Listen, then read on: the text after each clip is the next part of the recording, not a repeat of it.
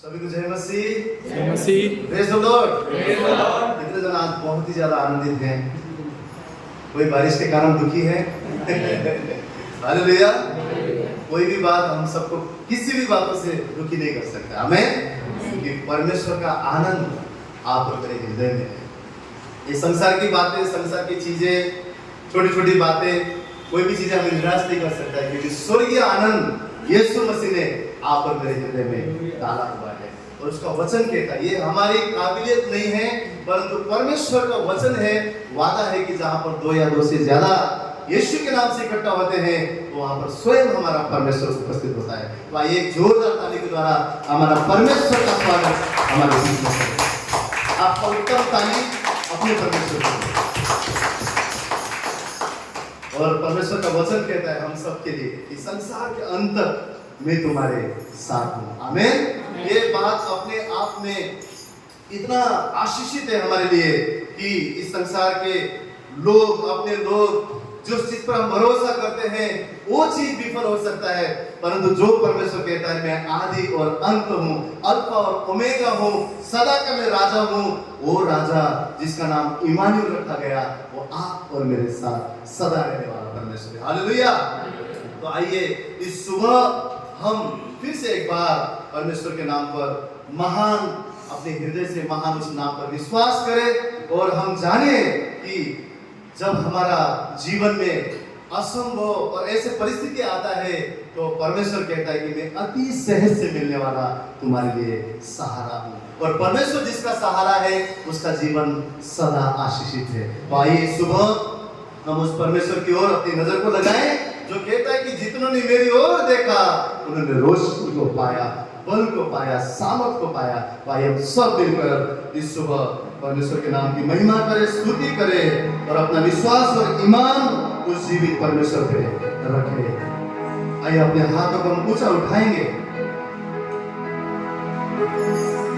उस स्वर की ओर ऊंचा उठाएंगे जहां से सारी बड़ी बातें हमें मिलती है। आइए समय, उसका वचन कहता है हर सुबह मेरा अनुग्रह तुम्हारे लिए नया होती है। उसका अनुग्रह आप और मेरे लिए काफी है। वो हमसे प्रेम करने वाला परमेश्वर है, वो भला है, उसकी भला सदा की है, उसकी करुणा सदा की है। आइए पूरी आत्मा से, मन से उस परमेश्वर को हम ढूंढें। जो उसे ढूंढते हैं उन्हें वो मिल जाता है।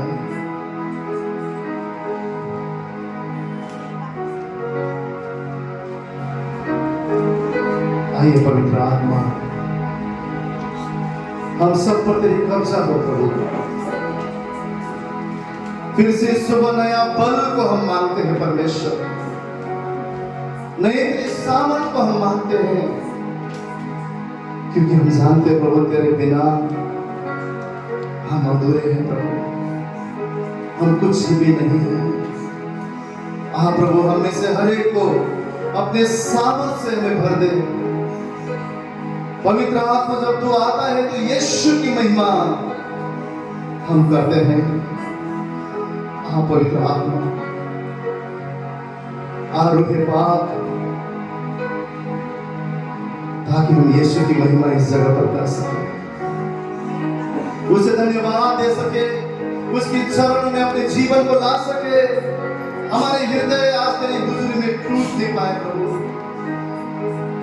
हम तेरी उपस्थिति को मांगते हैं। हमारे यहाँ जमा होना प्रभु एक रीति नहीं, परंतु हम तुझे ढूंढने के लिए आए हैं परमेश्वर। रूह पाक, प्रभु पिता ने हमें उत्तम नाम, सर्वश्रेष्ठ नाम यीशु का नाम हमें दिया है। हम सब मिलकर उसकी स्तुति करें, उस नाम की प्रशंसा करें, जान ले वो खुदा हमारी ताकत है। जब तेरा नाम हो कोई सहारा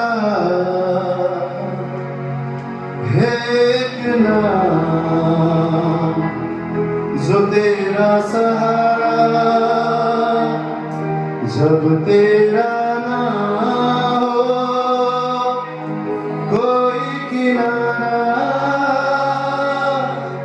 है एक नाम जो तेरा किनारा जब तू सोचे निर्मल है तू एक नाम जो होगा तेरा बल यीशु नाम यीशु नाम पुकारो तुम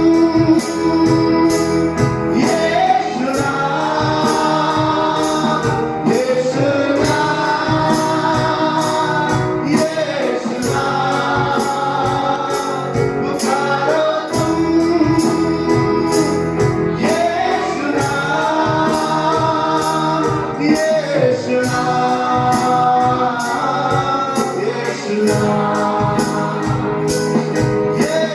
नाम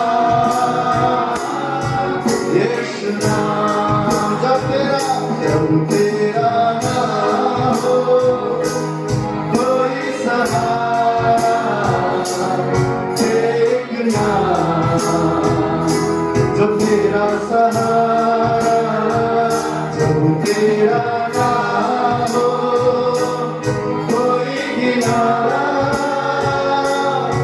एक नाम जब तेरा किनारा जब तू सोचे निर्मल है तू एक नाम जो होगा तेरा सब कहे यीशु नाम यीशु नाम पुकारो तुम यीशु नाम यीशु नाम ओ यीशु नाम पुकारो तुम यीशु नाम यीशु नाम यीशु नाम ओ यीशु नाम यीशु नाम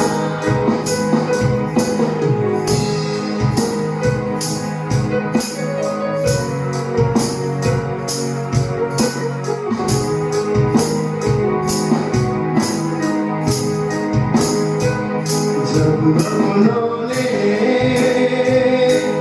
छोड़ा तुझे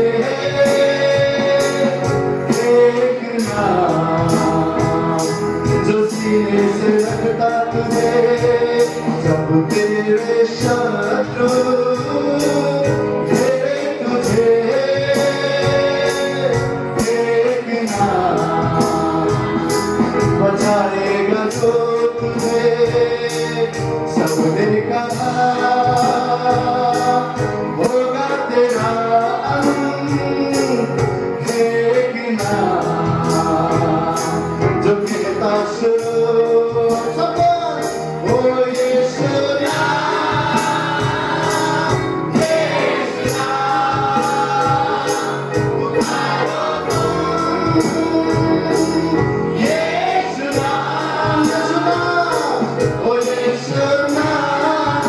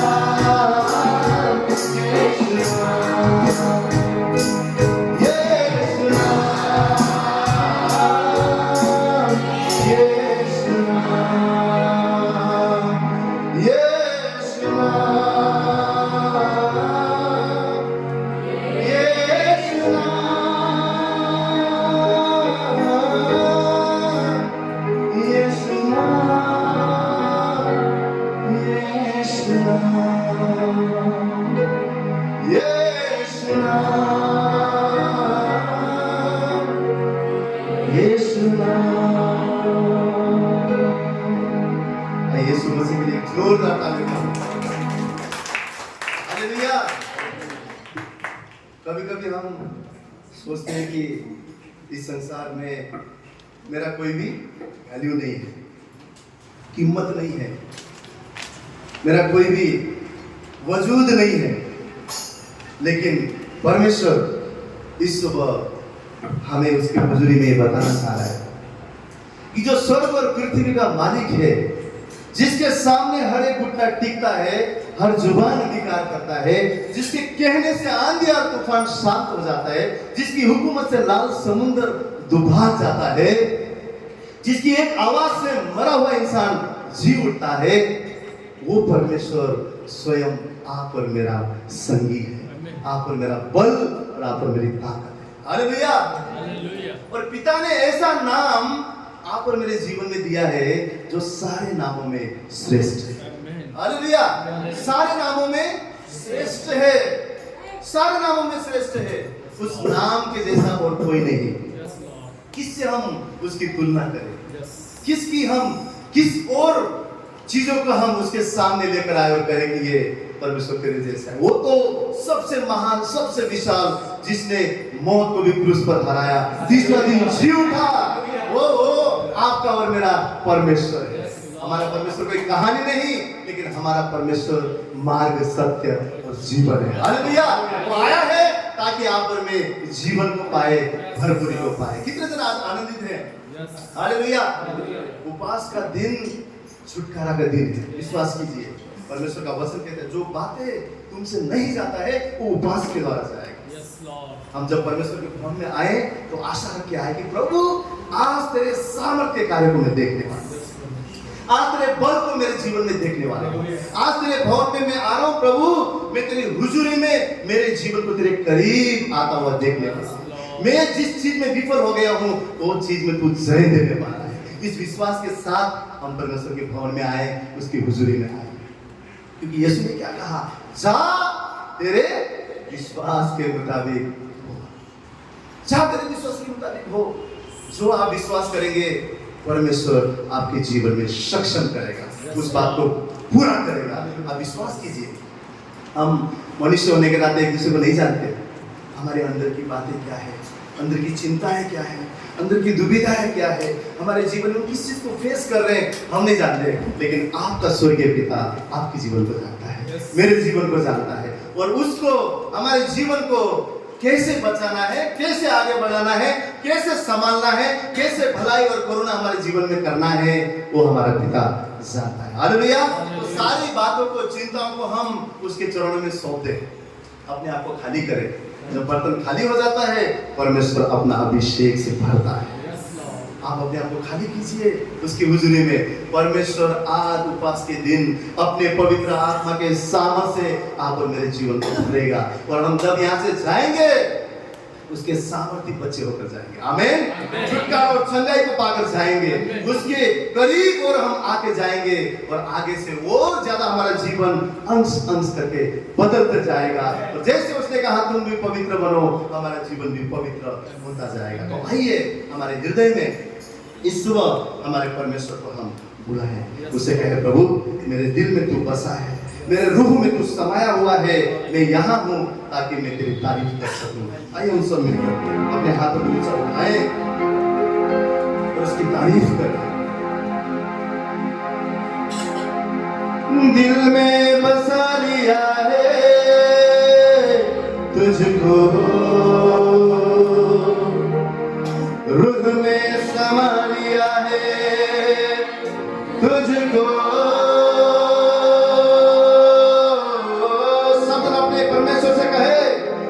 दिल में बसा लिया है तुझको, रूह में समा लिया है तुझको। सदा तेरी तारीफ हो, तेरी तारीफ हो, तेरी तारीफ हो हे यीशु।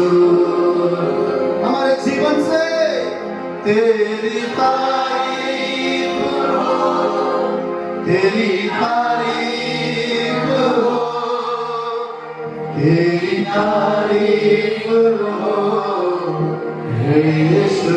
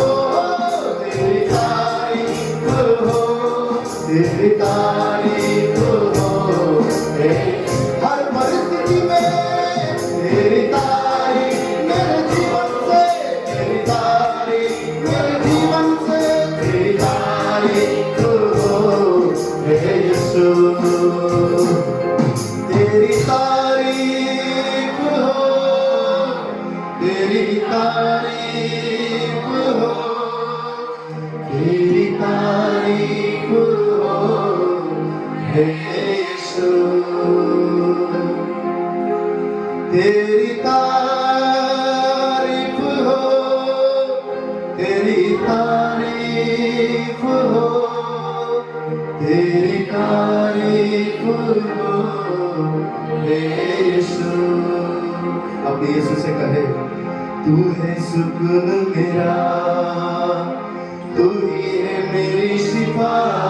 श्वास के साथ तू है सुकून मेरा, हाँ तू ही है मेरी शिफा।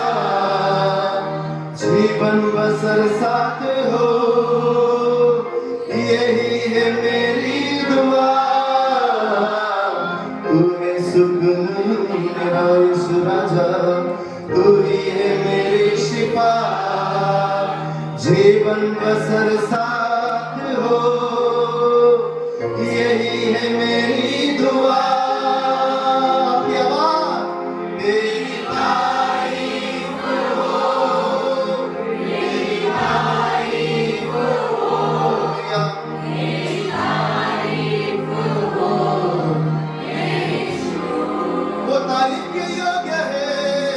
तेरी तारीफ हो, तेरी तारीफ हो, तेरी तारीफ हो यीशु। तेरी तारीफ हो यीशु। आइए एक जोरदार ताली हमारे खुदा यीशु के लिए। हालेलुया।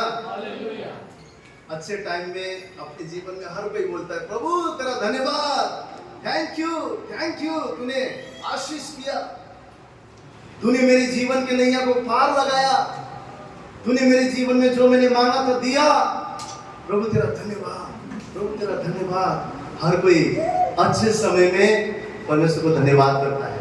और ये बहुत आसान है जब हमारे जीवन में हमारे मुताबिक और हम सब आशीष में रहते हैं तो परमेश्वर को धन्यवाद करना बहुत आसान है। परंतु बाइबल में व्यवस्था से ऊंचा होकर बढ़कर परमेश्वर के दासों ने परमेश्वर के साथ रिश्ता बनाया। और जब कठिनाई भी आया, मुसीबत भी आया, घोर अंधकार के भरे हुए तराई से भी वो गुजरे, तो भी उन्होंने परमेश्वर को धन्यवाद देना नहीं छोड़ा, परमेश्वर से प्रेम करना नहीं छोड़ा, परमेश्वर की स्तुति करना नहीं छोड़ा। अय्यूब की पत्नी बोलती है परमेश्वर को कोस और तू भी मर जा। इतना मुसीबत, इतना तकलीफ, इतना वेदना से अय्यूब गुजर रहा था। परमेश्वर ने उसको, शैतान को इजाजत दिया, उसके प्राण को छोड़कर तू जो चाहे कर उसके साथ। बेचारा अपने बदन में से फोके सब कुछ उसके जीवन से चला गया। और एक बीवी वो भी उसको बोलती है परमेश्वर को कोस ले मर जा। लेकिन उस समय में भी जो उसके विरुद्ध में बातें हो रहा है, उसकी इच्छा के मुताबिक बातें हो रहा है, उसकी परिस्थिति में वो था, वो आगे कुछ भी नहीं देख पाता है, अपने जीवन में सब कुछ वो घुमा देता है, अपने शरीर में ऐसा वेदना में हो रहता है।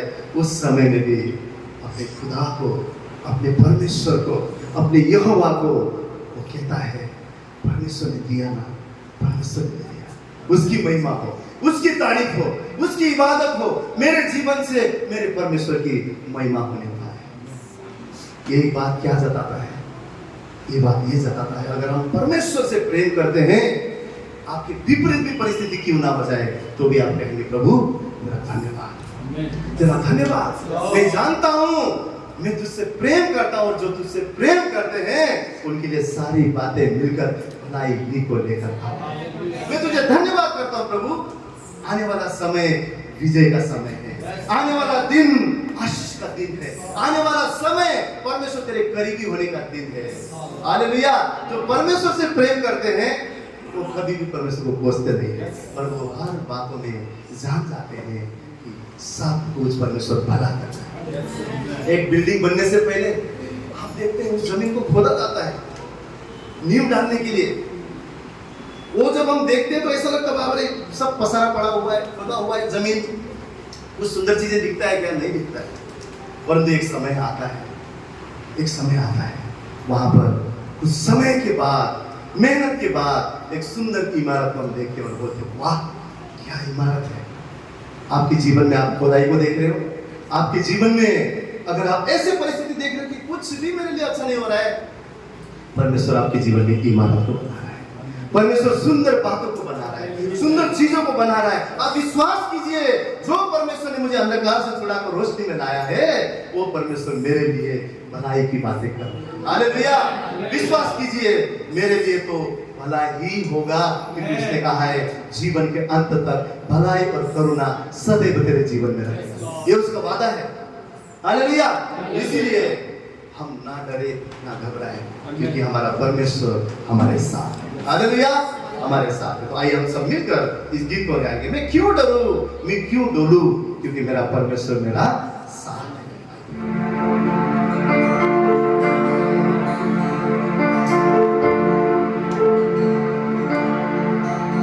मैं क्यों डरूं, मैं क्यों डरूं, मेरा परमेश्वर मेरे साथ है। सब जन आज अपने आप से कहेंगे, मैं क्यों डरूं, मैं क्यों डरूं, मेरा परमेश्वर मेरे साथ है। मैं क्यों डरूं, मैं क्यों डरूं, मेरा जिंदा खुदा मेरे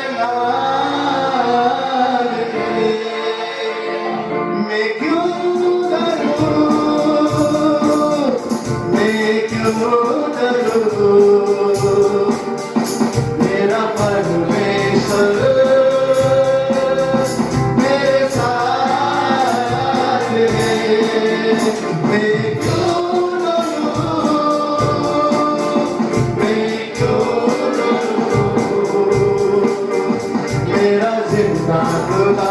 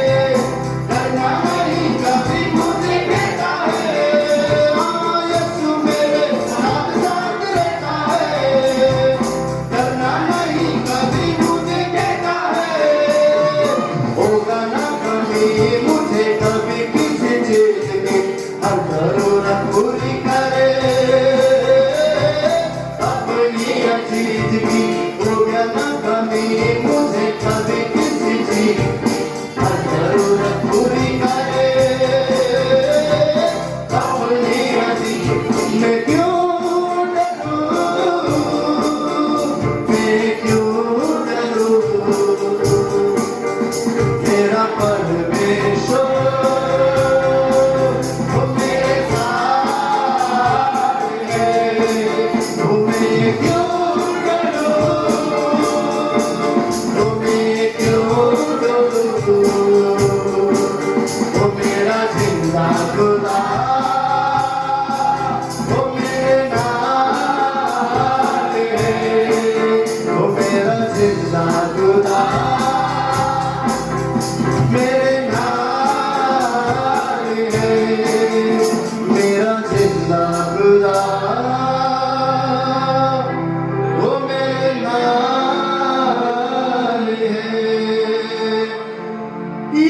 मेरे साथ साथ रहता है,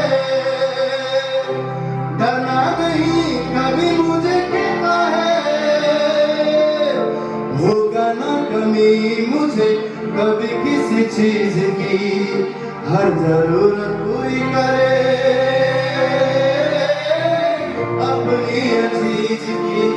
मैं क्यों डरूं, मैं क्यों डरूं, मेरा परमेश्वर मेरे साथ है। मैं क्यों डरूं, मैं क्यों डरूं, मेरा जिंदा खुदा मेरे नाल है, मेरा जिंदा खुदा मेरे नाल है। वो कभी ना छोड़ने वाला, कभी न त्यागने वाला परमेश्वर आप और मेरा रक्षक है, वो आप और मेरा रक्षक है। विश्वास करें। फिर से इस बार इस सुबह परमेश्वर हमसे कहता है, तू क्यों चिंता करता है, क्यों तो डरता है, क्यों तो भयभीत होता है। तेरे जीवन का रक्षक मैं हूं, तेरे जीवन का स्वामी मैं हूं, मैं तेरा पिता हूं। मैं कभी छोड़ने न वाला, न कभी त्यागने वाला परमेश्वर हूं। अपने आप से कहे, मैं डरूंगा नहीं, मैं घबराऊंगा नहीं, क्योंकि मेरा जिंदा खुदा मेरी ओर से मेरे युद्ध को लड़ता है। मेरा जिंदा यीशु मेरा बल और सामर्थ है। मेरा परमेश्वर मेरा रक्षक है, वही मेरा शरण स्थान, वो मेरा ऊंचा गढ़ है। सेनाओं का यहोवा याकूब का परमेश्वर मेरे संग संग रहता है। भजन संहिता 46 अध्याय को घोषित करते हैं कि परमेश्वर हमारा शरण स्थान, परमेश्वर हमारा बल है। सेनाओं का यहोवा हमारे संग संग, हमारे संग संग है। मैं क्यों डरूं, मैं क्यों घबराऊं प्रभु, तू मेरे साथ है, तू मेरे साथ है। धन्यवाद तेरे वादों के लिए परमेश्वर। चाहे जमाना हमें छोड़ दे, परंतु तू कभी हमें न छोड़े। आइए एक जोरदार ताली हमारे जिंदा परमेश्वर के लिए हम बजाएंगे।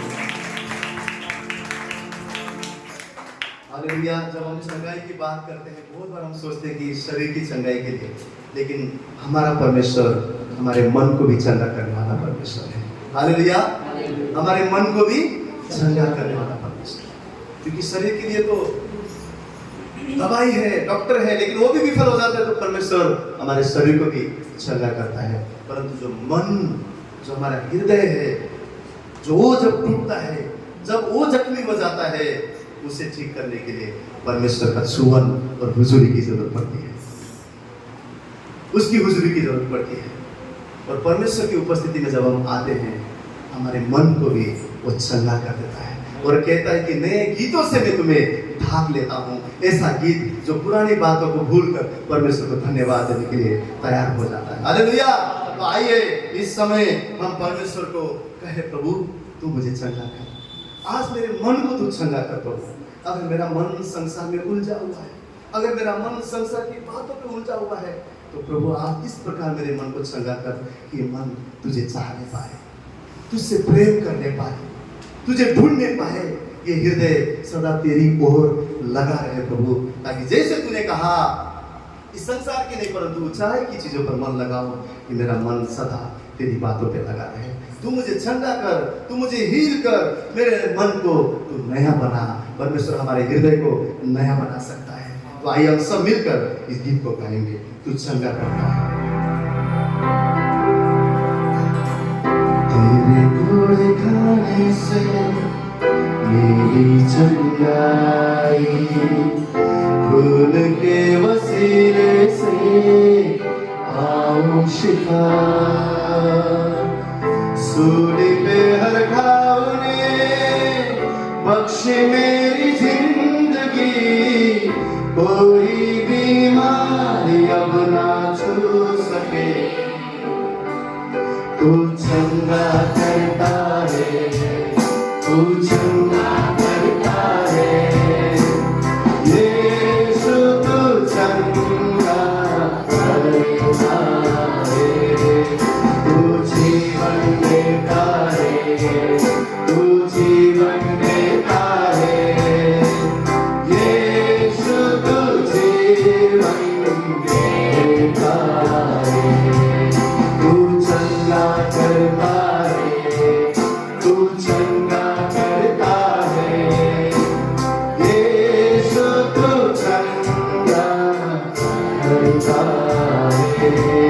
तू जीवन देता है, तू जीवन देता है, यीशु तू जीवन देता है।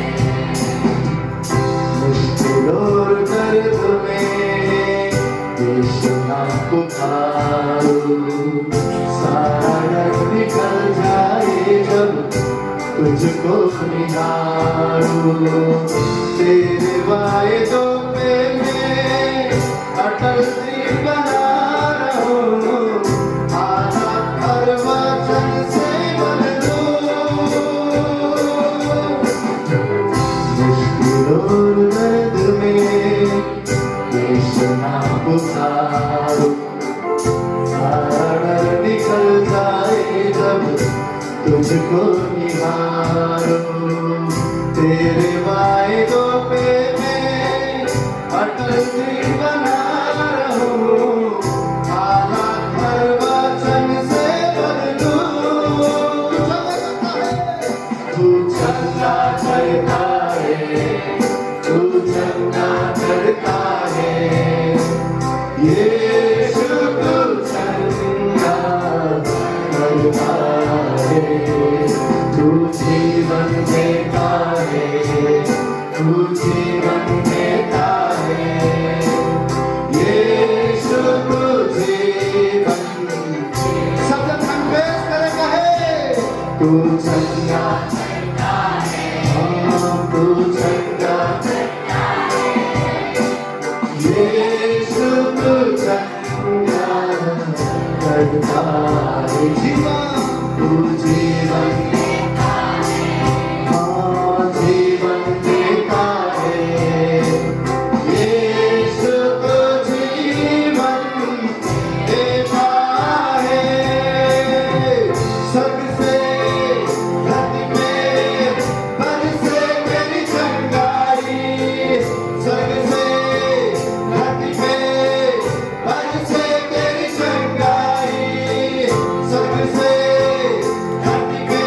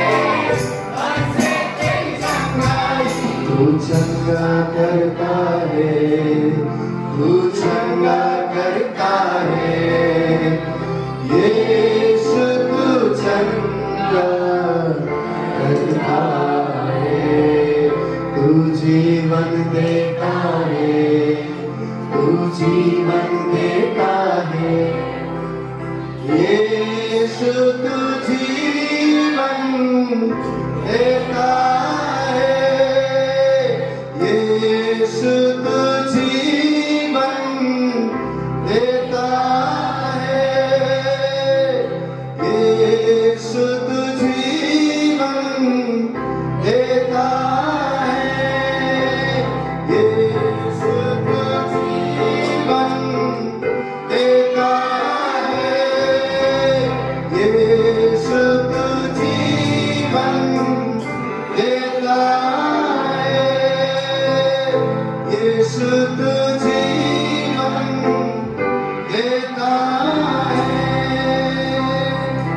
उस कलवरी की क्रूस पर अपनी नजर लगाए, उस बहता हुआ लहू आज भी हमारे अपराधों को धोता है, वो बहता हुआ लहू हमारे पापों को शुद्ध करता है। आज भी बाइबल कहता है उसकी खाए हुए फोड़ों से हमारे शरीर में छंगाई आ जाती है। यशायाह 53 अध्याय को घोषित करे, प्रभु यीशु मसीह के खाए फोड़ों से ओ मैं चंगा हो गया हूँ, मेरा शरीर चंगा हो गया है, मेरा मन चंगा हो गया है, मेरी आत्मा चंगा हो गया है। यीशु के खाए फोड़ों से, यीशु के खाए फोड़ों से, यीशु के खाए फोड़ों से, ओ यीशु के नाम से मैं चंगा हूँ, मैं चंगा हूँ, जीवन को पाता हूँ, स्वर्गीय चंगाई को पाता हूँ। मेरे जीवन में मैं घोषित करता हूँ, सदन अपने जीवन में घोषित करे, स्वर्गीय चंगाई को अपने जीवन में ले ले। ओ यीशु आया है जीवन देने के लिए, यीशु आया है आजाद करने के लिए, यीशु आया है हमारे परिस्थिति को बदलने के लिए। हालेलुया।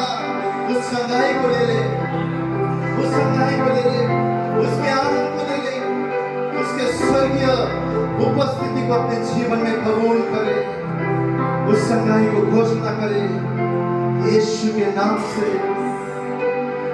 मैं चंगा हूँ, यीशु के नाम से मैं नया जीवन पा चुका हूँ, यीशु के नाम से मैं सामर्थ्य और बलवंत हूँ, यीशु के नाम से मैं नया सृष्टि हूँ। सारी पुरानी बातें बीत गई है, परमेश्वर का आनंद मेरी ताकत है, परमेश्वर की हुजूरी मेरी जरूरत है, परमेश्वर की उपस्थिति मेरे सारे सवालों का जवाब है।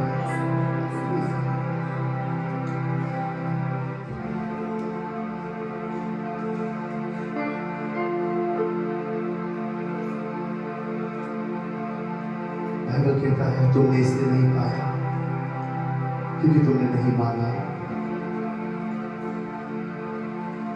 आइए समय इस उपवास के दिन परमेश्वर की ऐसी सामर्थ को हम मांगे कि उसके हम राह पर सदा चल सके, उसके बल को मांगे ताकि उसकी आज्ञाओं को मानकर सदा उसके लिए जी सके। ऐसा जीवन उससे मांगे कि हम एक नया सृष्टि बनकर, एक रोशनी बनकर इस संसार में यीशु के नाम को फैला सके, उसके लिए हम एक जीवित गवाही बन सके। वही द्वार है। आइए दिन रात सुबह शाम आप पर मुझे उसकी जरूरत है, उसकी उपस्थिति की जरूरत है। उसे पुकारे, उसे बुलाए, उसे कहे प्रभु मुझे तेरी जरूरत है। यीशु नाम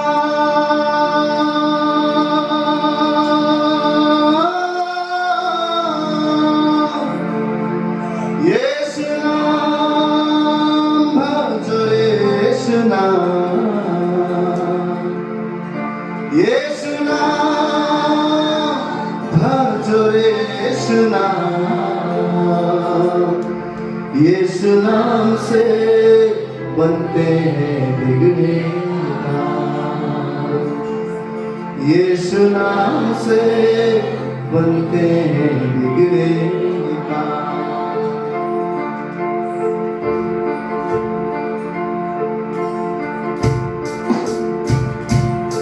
यीशु नाम भजो रे यीशु नाम, यीशु नाम भजो रे यीशु नाम। यीशु नाम से बनते हैं बिगड़े काम, यीशु नाम से बनते हैं बिगड़े काम। यीशु नाम भजो रे यीशु नाम, यीशु नाम भजो रे यीशु नाम। यीशु नाम से बनते हैं बिगड़े, यीशु नाम से बनते हैं बिगड़े काम। हमको को आके दी, भूखों को खिलाया, हमको को आके दी, भूखों को खिलाया, हमको को आके दी, भूखों को खिलाया। त्यागे वो को उसने गले से लगाया, त्यागे वो को उसने गले से लगाया। ओ यीशु नाम से, हो यीशु नाम से चंगे होके बीमार, यीशु नाम से चंगे होके बीमार। सब कहे यीशु नाम से बनते हैं बिगड़े काम, यीशु नाम से बनते हैं बिगड़े काम। ओ यीशु नाम,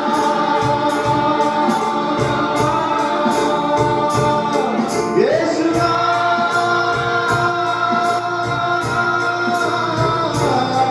यीशु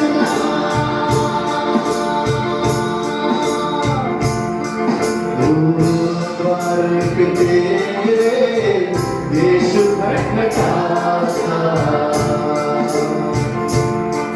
हम द्वार पे तेरे यीशु खटखटाता, द्वार पे तेरे यीशु खटखटाता। द्वार जो खुद है तेरे, द्वार पे खड़ा है, द्वार जो खुद है तेरे, द्वार पे खड़ा है। ओ यीशु नाम से, ओ यीशु नाम से खुल जाते स्वर्ग का द्वार, यीशु नाम से खुल जाता स्वर्ग का द्वार। यीशु नाम से, यीशु नाम से बनते हैं बिगड़े काम, यीशु नाम से बनते हैं बिगड़े काम। यीशु नाम, यीशु नाम भजो रे यीशु नाम, यीशु नाम भजो रे यीशु नाम। यीशु नाम से, यीशु नाम से बनते हैं बिगड़े काम, यीशु नाम से बनते हैं बिगड़े काम। यीशु ही है जिसने मृत्यु को जीता, और किसी ने भी नहीं, परंतु हमारे परमेश्वर ने उस शैतान को हराया है। वो विश्वास के साथ कहे, यीशु ही है जिसने मृत्यु को जीता, यीशु ही है जिसने मृत्यु को जीता, मृत्यु को जीता उसने, मृत्यु को जीता, मृत्यु को जीता उसने, मृत्यु को जीता। ओ यीशु नाम से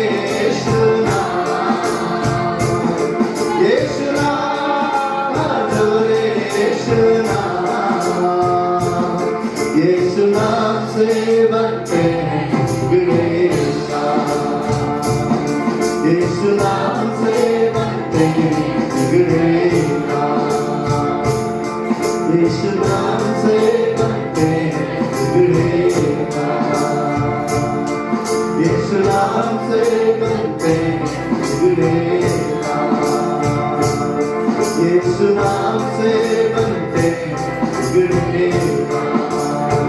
तेरे नाम में ही जीवन है, तेरे नाम में ही चंगाई है, तेरे नाम में ही यीशु वो उद्धार है। तू श्रेष्ठ है, तू ऊंचा है, तू महान है, जिसका राज का कभी अंत न होगा, वो जो युगानुयुग का प्रभु है, जो जिंदा है। यीशु तू हमारा प्रभु है, हम सब मिलकर तुझे ऊंचा उठाते हैं, तुझे सारी महिमा देते हैं। ओ तू ही जीवन की ज्योति, तू ही स्वर्ग से उतरा हुआ रोटी है, तू ही पुनरुत्थान और जीवन है। यीशु है हमारे जीवन का स्वामी, हम तुझे ही बुलाते हैं, तुझे ही दुहाई देते हैं। संकट के समय में अति सहज से मिलने वाला, तू हमारा सहारा,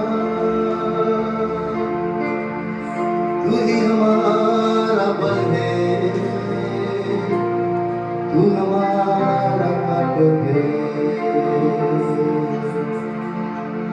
ओ प्रभु तेरा धन्यवाद।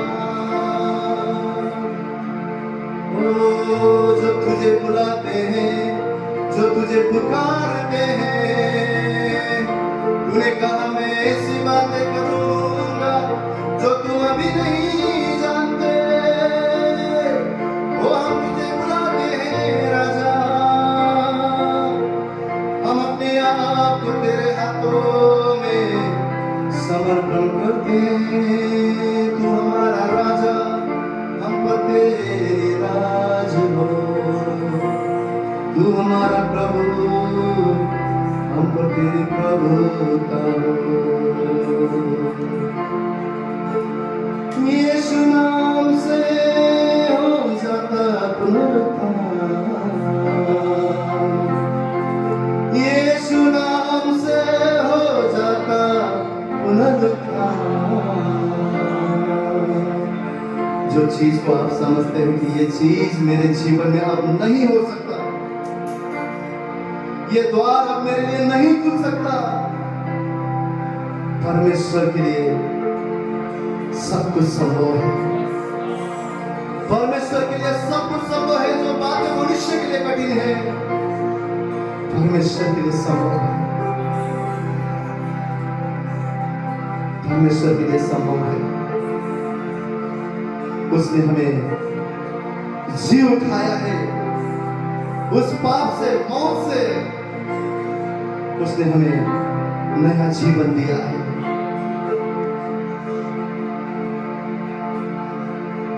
इस सुबह उसकी उपस्थिति में उठ खड़े हो जाए अपने हालात में, अपनी परिस्थिति में, और प्रकाशमान हो जाए। परमेश्वर यीशु की प्रकाश यहाँ पर मेरे जीवन में चमक देगा। उसने कहा उठ खड़े हो जा, प्रकाश को पा। यीशु के द्वारा आप और मैं जयवंत से भी बढ़कर हूं। अपने आप से कहे मैं जयवंत से भी बढ़कर हूं, क्योंकि यीशु ने मुझे उठ खड़ा किया है, नया बना दिया है।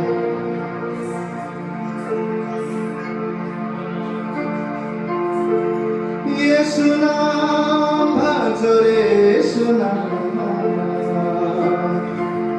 यीशु नाम से बनते हैं बिगड़े काम। वो आप मुझे फिर से एक बार बुला रहा है और कह रहा है मेरी ओर देखो, मैं तुम्हें जीवन देने के लिए आया हूं। मेरे पास तुम्हारे लिए भलाई की बातें हैं, आशीष की बातें हैं। मेरे पास तुम्हारे लिए जीवन की बातें हैं। मेरे पास तुम्हारे लिए अद्भुत आश्चर्य की बातें हैं, जो तुम्हारे आंखों ने ना देखा, मनों में ना बैठी हुई ऐसी बातें मैंने तुम्हारे लिए रखी है। यीशु कहता है मैं तुम्हारे लिए स्वर्ग में महल को बना रहा हूं। वो परमेश्वर हमारे लिए कार्य कर रहा है। आइए सुबह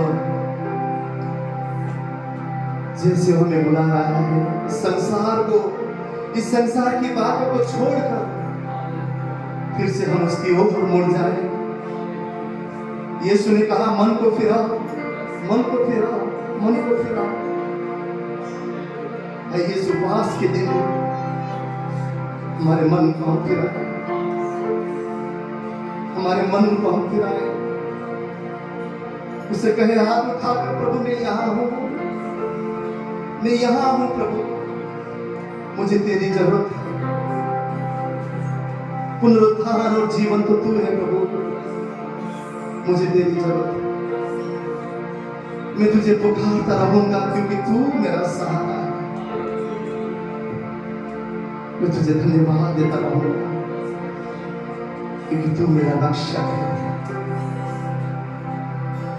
सज्जन कहे धन्यवाद यीशु, धन्यवाद यीशु, धन्यवाद यीशु।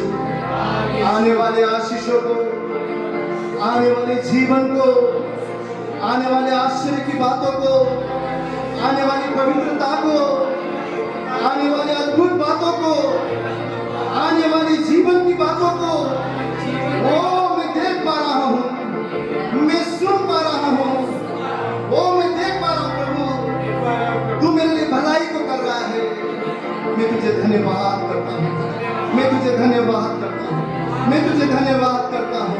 मैं तुझे पुकारता रहूंगा, मैं तुझे बुलाता रहूंगा, मैं तुझे ढूंढता रहूंगा, मैं तुझे धन्यवाद करता रहूंगा, मैं तेरी स्तुति करता रहूंगा प्रभु, क्योंकि तू भला है, तू भला है परमेश्वर, तू भला है प्रभु।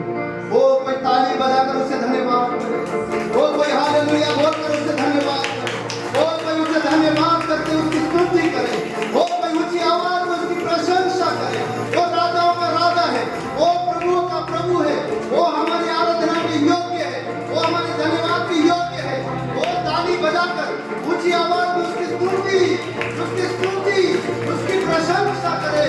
हमारे बीच में वो बढ़ता जाए, बढ़ता जाए, बढ़ता जाए। Oh hallelujah, oh hallelujah. We give you praise of God, we worship you। हम तेरी तारीफ करते हैं, हम तेरी आराधना करते हैं।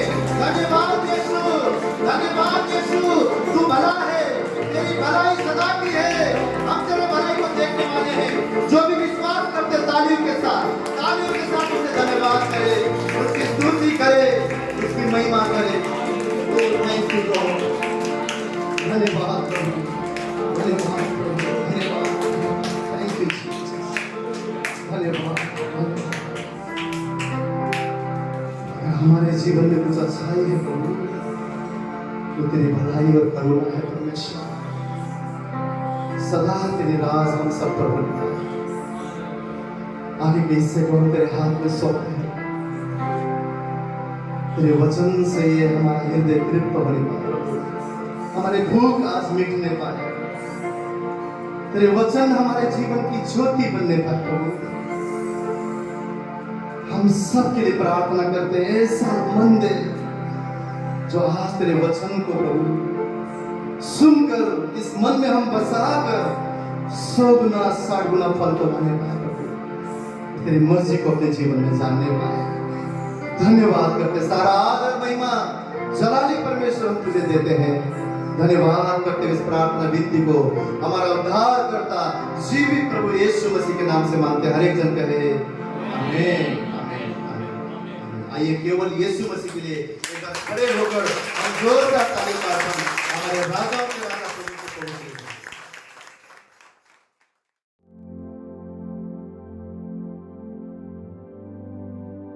आइए प्रभु के वचन में जाने से पहले हम अपने आप को खुदा के हाथ में सौंपे, हम सब एक मन हो जाएं, अपने हृदय को आज एक बार फिर हम खुदा के हाथ में सौंप दें। से प्रभु से कहीं परमेश्वर से उपजाऊ भूमि बना दे, इसे उपजाऊ भूमि बना परमेश्वर। क्या आज तेरी आराधना में हम विश्वास करते हैं प्रभु, ये मन मैंने मन भूल गए, आज ये पत्थर जैसे मन टूट गए परमेश्वर। हम दुआ करते हैं प्रभु नित्य तेरी आराधना परमेश्वर आज तेरे बच्चों के मनों को उपजाऊ भूमि बना दे। हम विश्वास करते प्रभु कि आज प्रभु तू उन पर विराजमान होगा उनके मनों में प्रभु, कि ये मन फिर सदा तुझे चाहेगा परमेश्वर, ये मन तेरे पीछे लगा रहेगा प्रभु। और ये आज का वचन खुदा इस मन में इस हृदय में परमेश्वर आज बोया जाएगा परमेश्वर, चोर इसको चुरा ना पाएगा। कहिए अपने मन पे हाथ रखकर आज कहिए प्रभु कि आज का वचन मैं चोरी नहीं मैं चोरी नहीं होने दूंगा। क्यों? क्योंकि परमेश्वर कहते हैं ये वचन तुम्हारे जीने का कारण होगा। संभाल ले अपने हृदय में, संभाल ले, उसे पकड़े रखें ताकि ये आपके जीने का कारण बने, ये आपके जीवित रहने का कारण बने, ये आपके लिए रोशनी का कारण बने, ये आपके जीवन के लिए भलाई का कारण बने, ये आपके एक दिन उद्धार का कारण बने। इस वचन को आज आप थाम ले। हर दिन जब भी खुदा के चरणों में बैठे प्रभु से कहें प्रभु जो वचन आए, जो तू बात करे, वो कभी भी परमेश्वर को छुड़ाया ना चाहे, वैरी उसे छुड़ा ना सके। आज हम प्रार्थना करते हैं शत्रु की हर एक योजना को तेरे लोगों के खिलाफ आज हम सब मिलकर बांध देते हैं परमेश्वर। हर एक जुबान शत्रु की हर एक युक्ति को आज हम नगर वॉइड करते हैं, हम रद्द करते हैं यीशु की पुनरुत्थान की सामर्थ के द्वारा। आज हम कहते हैं प्रभु कि हम तो तेरे लिए जिएंगे, हमारा तो जीना भी मसीह और मरना भी लाभ है खुदा, क्योंकि हमारे लिए तो हर तरफ भलाई है। हम जिएंगे तो तेरी महिमा करेंगे और इस धरती को जब छोड़कर जाएंगे तो तेरे संग सदा रहेंगे। तुम्हारे लिए तो भलाई और लाभ ही है। इसके लिए तुझे धन्यवाद देते हैं, धन्यवाद देते हैं कि आज हम तेरे अजीज बच्चे हैं। आज हम कहते हैं हम क्यों डरे परमेश्वर, हम क्यों घबराएं जब जिंदा खुदा हमारे साथ। धन्यवाद देते हैं तू ही तसल्ली देने वाला, तू ही हमें उठाने वाला, तू ही हमें संभालने वाला प्रभु, तू ही हम प्रभु गिर जाए तो वापस हमें खड़ा करने वाला, कभी हमें ना छोड़ने वाला, कभी हमें परमेश्वर ना त्यागने वाला प्रभु। जगत के अंत तक तू कहता मैं तुम्हारे साथ हूं। धन्यवाद देते प्रभु तेरे प्यार के लिए, तेरी दया के लिए, तेरी कृपा के लिए जिसमें हम जीते हैं परमेश्वर। जहां हम परमेश्वर हम सहारा पाते हैं खुदा, हम धन्यवाद देते प्रभु। आज तेरे हाथ में अपने बच्चों को हम सबको सौंपते, तू बात कर हमसे, अपने बच्चों से बात कर। आज तेरे भवन में तेरे बच्चे तेरी सुनने के लिए आए और तू कहता है जब मेरे भवन में आओ मेरी सुनने के लिए आओ, मेरे पास आओ मेरी सुनने के लिए आओ, तो मैं वो बातें बताऊंगा जो तुम्हारे जीने का कारण होगा। मदद कर प्रभु, जब भी हम तेरे भवन आए तेरी सुनने के लिए आए प्रभु, धन्यवाद देने के लिए आए प्रभु, और यहाँ से हम बदल कर जाए। यही हमारी प्रार्थना है, यही हमारी विनती है प्रभु। हम सबको तेरे हाथ में सौंपते हैं प्रभु, हम सबको तेरे हाथ में सौंपते हैं। तू कब्जा कर, आज के वचन पर अपनी बरकत रख, इस पर आशीष रख कि ये आज स्वर्गीय मन्ना बन जाए और हमारे जीने का, हमारे आनंद रहने का, हमारी खुशी का कारण तेरे हाथ में सौंपते हैं। हम पर कब्जा कर और हमसे तेरी महिमा। धन्यवाद देते हैं आज इस उपवास प्रार्थना में हम तेरे पास आए प्रभु कि यहाँ से हम नए होकर जाएं, हम बदल कर जाएं प्रभु। पुरानी बातें जीवन की चली जाएं, तू नया बना, जब नई मश्क बना, अच्छा दुआ करते नई मश्क बना जिसमें तेरे गीत हो, जिसमें तेरी आराधना हो, तेरी आत्मा का कब्जा हो, तेरे वचन का खजाना हो। अच्छा वो बर्तन बना प्रभु और उसको भरना चाहे, अपनी भूख को बढ़ा प्रभु।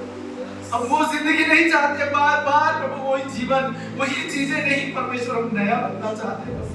आज हम कुम्हार के हाथों में अपने आप को सौंप देते हैं खुदा, हम क्षमा करते हैं परमेश्वर। उन्हें दे हर दिन हम नम्र होकर, हम कमजोर होकर, वो परमेश्वर मुलायम होकर अपने कुमार के हाथों में बने रहे, कि वो हमें बनाता रहे, वो बनाता रहे, कभी हम हठीले ना हो, वो हठीली मिट्टी ना बने कि वो हमें टूट जाए। परमेश्वर हम प्रार्थना करते हैं, हमें नर्म बना, हमें मुलायम बना, कि तू हमें नया आकार दे और नया रंग दे, और हम प्रभु नए पात्र बने प्रभु, जिनसे तेरी महिमा हो।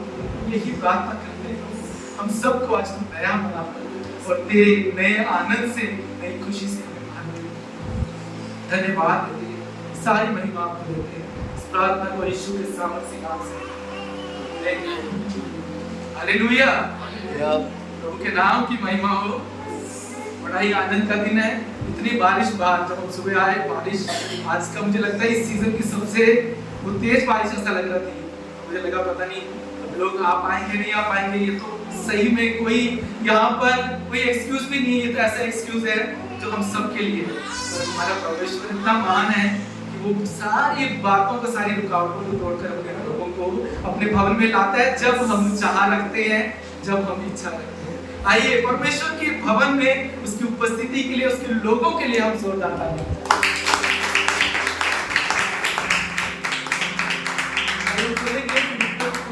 उसका चौथा अध्याय और उसका चौथा वचन।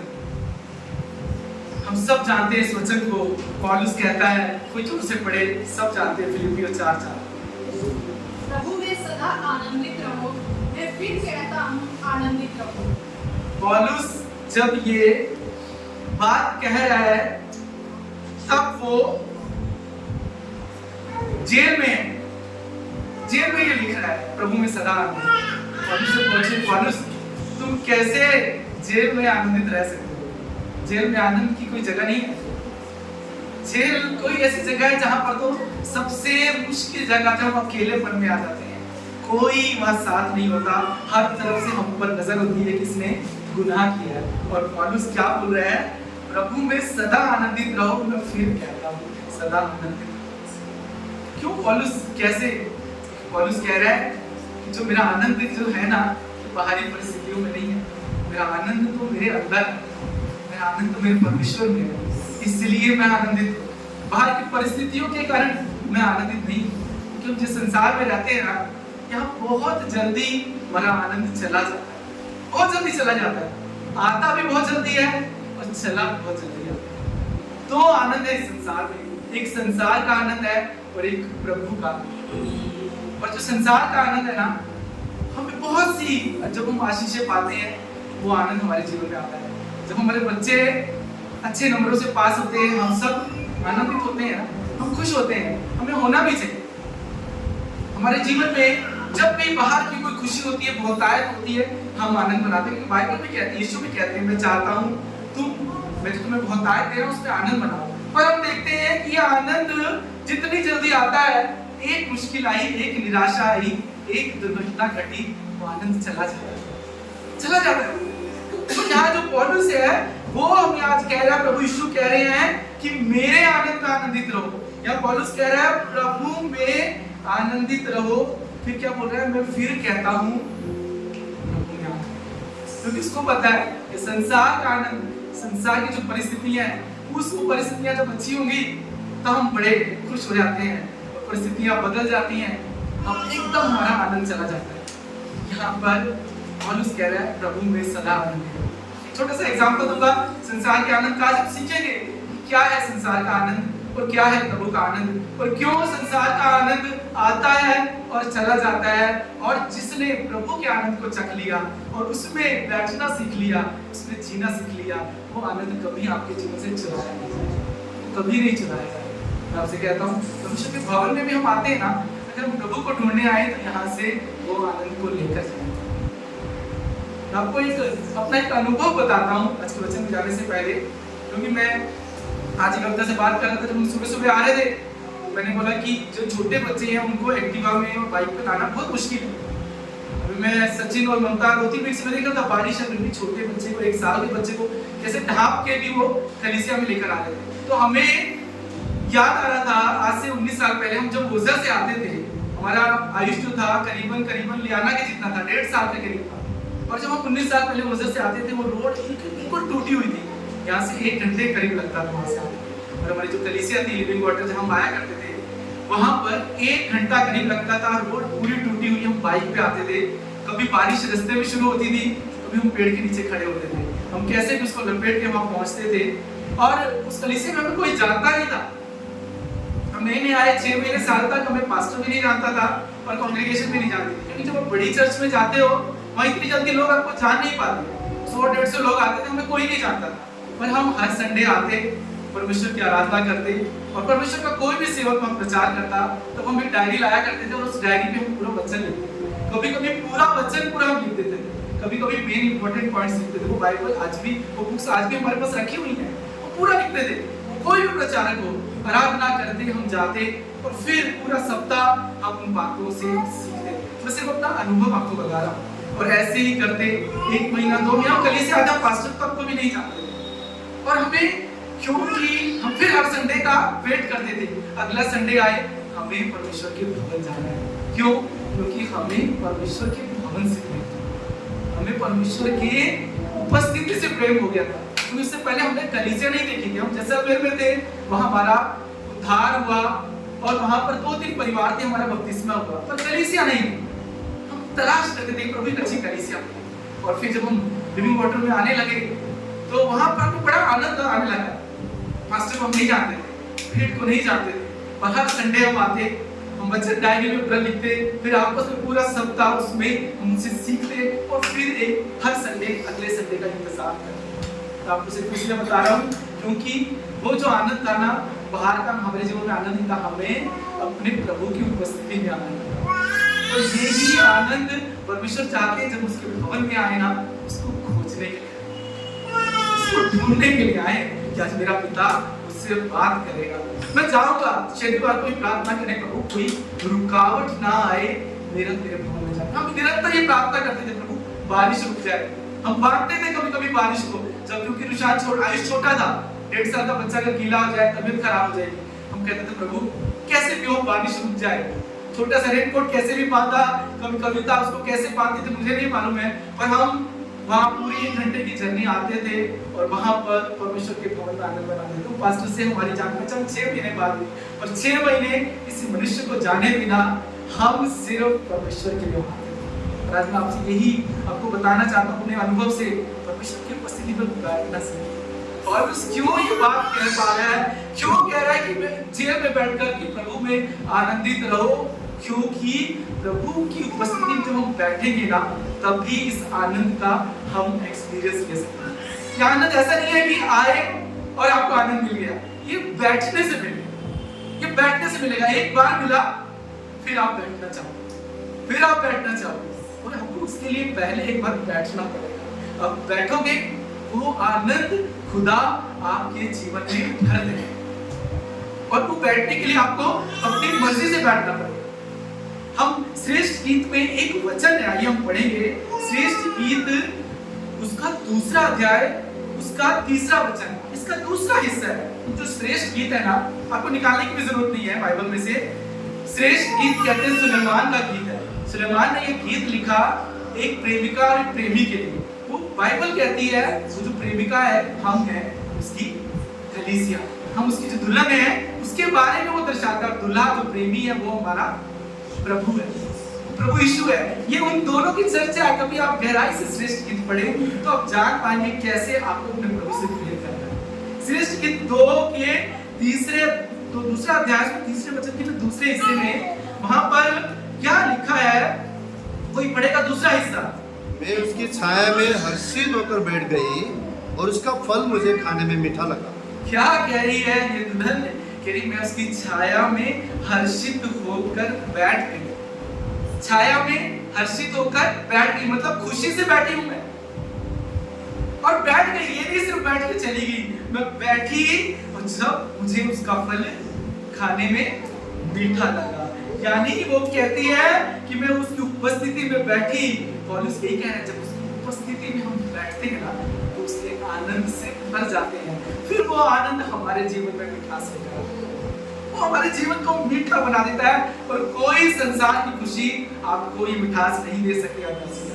कोई नहीं दे सकती। आप इस संसार में कितने प्लान बनाओ, कितनी खुशियां मनाओ, हम कितने प्लान बनाते हैं ना, कभी कभी हम कोई फंक्शन होता है उसके लिए प्लान बनाते हैं, ये फंक्शन है, ये आएगा, इसके लिए हम ऐसे ऐसे चीजें करेंगे, सब हम प्लान बनाते हैं, बहुत खुश होते हैं। और सोचिए वो फंक्शन में अगर लाइट चली जाए, वो फंक्शन में बारिश हो जाए, वो फंक्शन में अगर कोई लोग आपस में लड़ने लग जाए, सारा आनंद गया, सारा आनंद चला गया। फिर क्या करेंगे आप उस फंक्शन का? जीवन में कभी नाम भी नहीं लेंगे। और अगर नाम लिया तो सारी बातें वो याद आई। ये संसार का आनंद है, कई बार हम करते हैं, हमारे बच्चे पास होते हैं, हमें आनंद मनाना चाहिए। मैं ये नहीं कह रहा नहीं मनाओ, हम अपने बर्थडे भी मनाने चाहिए। कई लोग बोलते हैं ब्रदर कि बर्थडे नहीं, बर्थडे क्या मनाना, प्रभु में जो हमारा उद्धार हुआ है वो दिन को मनाएं। हमें इतना आत्मिक बनने की जरूरत नहीं है कि प्रभु का उद्धार हुआ वो दिन मनाएंगे, हम बर्थडे नहीं मनाएंगे। परमेश्वर ने नहीं कहा, परमेश्वर ने कहा कि मैंने इस धरती पे तुम्हें लेकर आया, हमें अपने बर्थडे मनाने हैं, पर हमें याद रखना है हमारे आनंद का कारण क्या है। हमारा परमेश्वर जो हमारे जीवन में आता है उसका उद्धार हमारे आनंद का कारण है। हमें जड़ को नहीं भूलना है, जड़ को पकड़कर इस जिंदगी को जीना है, ताकि वो जड़ कभी हमारी गिरे ना, वो आनंद कभी हमारा चले। यही बात श्रेष्ठ गीत में वो दुल्हन कहती है, मैं उसकी छाया में हर्षित होकर बैठ गई और उसका फल मुझे खाने को मिठा लगा। और इस संसार में याद रखिए, इस संसार में आपको, और ऐसा भी नहीं है कि आप हमेशा अच्छा करोगे तो आप अच्छा ही मिलेगा, ये भी नहीं है। कभी कभी हम सोचते हैं कि हम हमेशा भलाई करें तो संसार में भलाई ही आएगी, ऐसा भी नहीं है, ये नियम नहीं है संसार का। इस संसार में कई बार आप भलाई करो तब भी बुराई आ सकती है, कई बार आप किसी का अच्छा करो, हो सकता है वहां से बुराई ही निकल कर आए, क्योंकि ये संसार है, ये कुदरत का नियम नहीं है। कुदरत का एक नियम है, नेचर का एक नियम है। आम का पेड़ लगाते हैं तो क्या होगा? आम ही आएगा। बाइबल कहती है एप्पल लगाओगे तो एप्पल आएगा। बट संसार के रिश्तों में ये नियम नहीं है, जहां भलाई बोगे तब भी बुराई आ सकती है। संसार में इनजस्टिस हो सकता है, पर एक रिश्ता है, एक रिश्ता जो हमेशा आपको मिठास ही देगा जब उसकी छाया में बैठोगे, वो आपके यीशु का रिश्ता। यही पौलुस वो जान गया, पौलुस समझ गया कि संसार में सुख और दुख तो आते रहेंगे, इस संसार में सुख भी आएंगे और दुख भी आएंगे। उसने कितनी बार चैलेंजेस देखे पौलुस, कितनी बार वो झेल गया, पर वो जान गया कि प्रभु की उपस्थिति में ही जीवन है और यहाँ जीवन का आनंद है और कहीं नहीं है।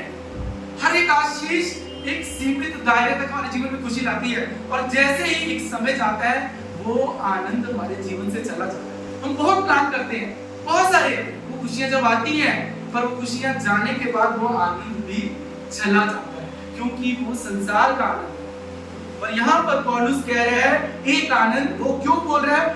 प्रभु में। क्या बोल रहा है फिलिप्पियों 4:4 में? प्रभु में सदा आनंदित रहो।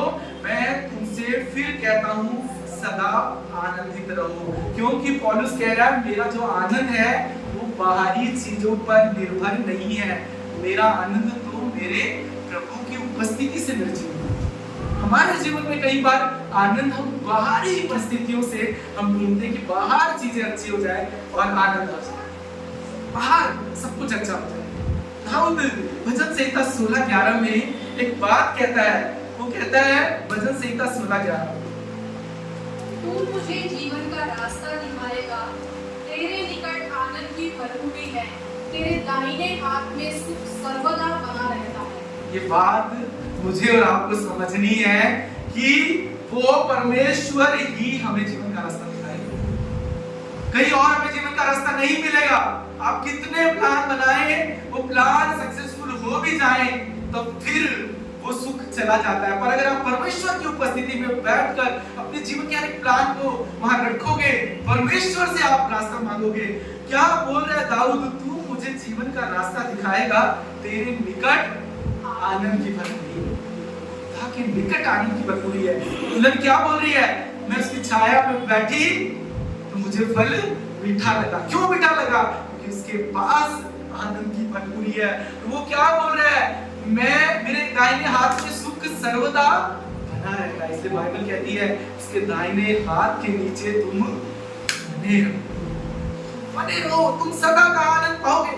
दाऊद ये बात समझ गया, पौलुस जैसे समझ गया। पौलुस और दाऊद नए नियम पुराने नियम में ऐसे कैरेक्टर हैं, ऐसे योद्धा हैं जिन्होंने अपने जीवन में जय को देखा, युद्धों को देखा, हार को देखा, जीत को देखा।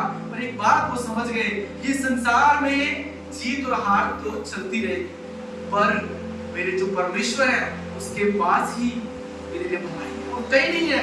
वचन संहिता 100 खोलिए आप मेरे साथ, अगर आप खोल सकते हैं, ताकि इन वचनों को आप अपने जीवन में जानो। वचन संहिता 100 उसका दूसरा वचन और तीसरा वचन कोई पढ़ेगा? आनंद से यहोवा की आराधना करो, जय जयकार के साथ उसके सम्मुख आओ। निश्चय जानो कि यहोवा ही परमेश्वर है, उसी ने हमको बनाया और हम उसी के हैं, हम उसकी प्रजा और उसकी चराई की भेड़ें हैं। क्या बोल रहा है? निश्चय जानो कि यहोवा ही परमेश्वर है, उसी ने हमें बनाया है। कहिए आज अपने आप को कि हम उसकी प्रजा और उसकी चराई की भेड़ें हैं। मैं और आप उसकी प्रजा हैं, उसकी चराई की भेड़ें हैं। और वो कह रहा है निश्चय जानो यहोवा ही परमेश्वर है, उसने हमें बनाया है। क्यों वो कह रहा है? क्योंकि वो कह रहा है जब मैं प्रभु के निकट गया तब मैं जान पाया कि मेरे प्रभु के प्रिय और पास ही जीवन की भरपूरी है। जानते हैं आपको दाऊद ने जितनी जय देखी है ना, हमने बड़े बड़े योद्धा हुए, उतनी जय किसी ने नहीं देखी। उसने सबसे बड़े दानव किसको हराया? गोलियत को हराया। गोलियत को हराया उसने। पर वो जय के बाद क्या हुआ? जो जय पाने के बाद दाऊद की जय जयकार हुई, उस जय के बाद जिस लड़की से उसकी शादी हुई मीकल से, उस जय के बाद जो उसका ससुर बना वो ही उसका दुश्मन हो गया, वो ही उसके जय से चलने लगा। वो ही लड़की जिससे उसकी शादी होती है मीकल, जो उसे बहुत प्रेम रखती है, जब वाचा के संदूक के आगे वही दाऊद परमेश्वर के लिए नाचता है, वही मीकल उसका मजाक करती है। क्यों? उसको तो दाऊद को तो बड़ा प्रेम था कि राजा की बेटी से शादी होगी, पर वो प्रेम चला गया क्योंकि जब वो लड़की उसका मजाक उड़ाई। दाऊद ने जय को देखा, विलियम को हरा कर जय को देखा, इतनी जय जयकार हुई। बाइबल कहती है एक समय आया उसका सब कुछ लूट गया, सब कुछ दुश्मन लूट कर ले गए। 1 शमूएल अगर आप खोलेंगे उसके 30वें अध्याय के 3 और 6 वचन में वहां लिखा है दाऊद का सब कुछ चोर चुरा कर ले गए। बाइबल कहती जब वो सिकलग नगर में पहुंचा, बाइबल कहती वो नगर जला पड़ा हुआ था, स्त्रियां और बेटे बेटियां बंदी बनाकर ले गए। वहां लिखा है जो लोग दाऊद के साथ थे, दाऊद के साथ इतना चिल्ला कर रोए कि उनकी रोने की शक्ति ना रही। वहां लिखा है कि दाऊद बड़े संकट में पड़ गया क्योंकि जो लोग अपने बेटे बेटियों के कारण बहुत शोकित होकर उस पर पथराव करने की चर्चा बना रहे थे। सोचिए जब दाऊद ने गोलियत को मारा, वो लोग क्या कर रहे थे? जय जयकार कर रहे थे। और जब उनका सब कुछ लुट गया, वो बोले आज इस दाऊद को मारे ही पड़ता, क्योंकि इसके कारण ही सब कुछ लुट गया। इस संसार में ऐसा ही है। इस संसार की जय में आप आनंद ढूंढोगे ना, एक दिन यही संसार आपके विपरीत हो जाएगा और वही आपकी अच्छाइयों में बुराइयों को ढूंढेगा। यहाँ आप सीख सकते हैं इन बातों से। दाऊद ये सीखने लगा। दाऊद को एक दिन क्या हुआ मालूम है? सिर्फ दामाद नहीं, सिर्फ पत्नी नहीं, एक दिन उसका बेटा अबशलोम उसका दुश्मन, उसका बेटा उसका दुश्मन बन गया। सोचिए एक बाप का बेटा दुश्मन बन गया और वो उसकी गद्दी को छीनना चाहता था, उसको मारना चाहता था। दाऊद तो जान गया इस दुनिया में कहीं आनंद नहीं है, इन रिश्तों में कहीं आनंद नहीं है। वो जान गया आनंद तो मेरे परमेश्वर के पास है, उसके निकट ही आनंद की भरपूरी है, वहीं पर सुख सर्वदा बना रहता है। ये बात मुझे और आपको समझनी है और जितना जल्दी हम अपने जीवन में ये सीख पाएंगे, उस खुदा की उपस्थिति में बैठकर सीख पाएंगे, तो खुदा का आनंद तो आपके जीवन में बना रहेगा। पर ये जो जीवन में सुख और दुख आएंगे, ये खुदा के आनंद को अपने जीवन से चुरा नहीं पाएंगे, ये चुरा नहीं पाएंगे। इस संसार में सुख आएगा, इस संसार में दुख आएगा, ये बाइबल कहती है ये होगा। पर आपको समझना है, आपको ये जानना है, वो जो परमेश्वर का आनंद है, उसका सुख है, वो सदा का बना रहेगा। इसलिए दाऊद भजन में क्या बोलता है? उस प्रभु को अपने सुख का मूल जानो। सुख का मूल हमें ये समझना है, सुख का मूल हमारा परमेश्वर है, सिर्फ और कोई नहीं है, और कोई नहीं है। यहाँ दाऊद इस बात को समझ गया। एक भजन वो लिखता है दुश्मनों के बीच में। उस भजन को आज हम खोलेंगे, उस भजन की कुछ पंक्तियों में से हम सीखेंगे। भजन 139 आइए हम खोलेंगे और इसमें से कुछ चीजों को सीखेंगे कि कैसे दुश्मनों के बीच में दाऊद तुम इस भजन को लिख सकते हैं। आइए भजन संहिता 139, जिनके पास बाइबल है वो खोलें मेरे साथ।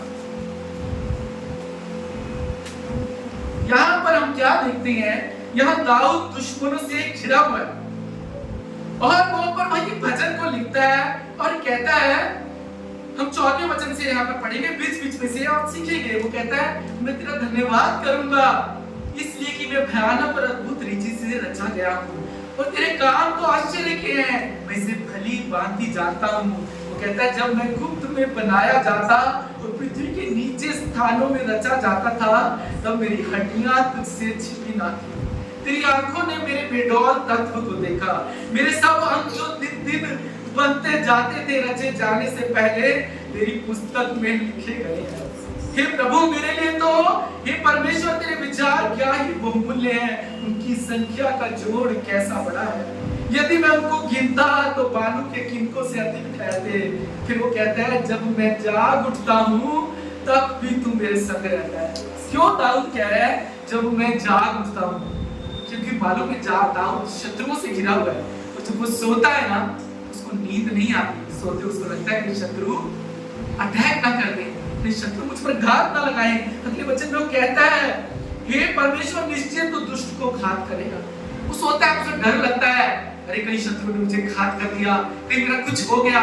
वो कहता है, वो सिहर के उठ जाता है। फिर उठ के क्या बोलता है, जब मैं जाग उठता हूँ तब मैं जान जाता हूँ कि मेरा परमेश्वर मेरे साथ है। युद्ध में दाऊद ये बात को लिखता है क्योंकि वो जान गया कि मेरा परमेश्वर मेरे साथ है ना, तो कुछ भी कोई शत्रु मुझ पर घात नहीं कर पाएगा।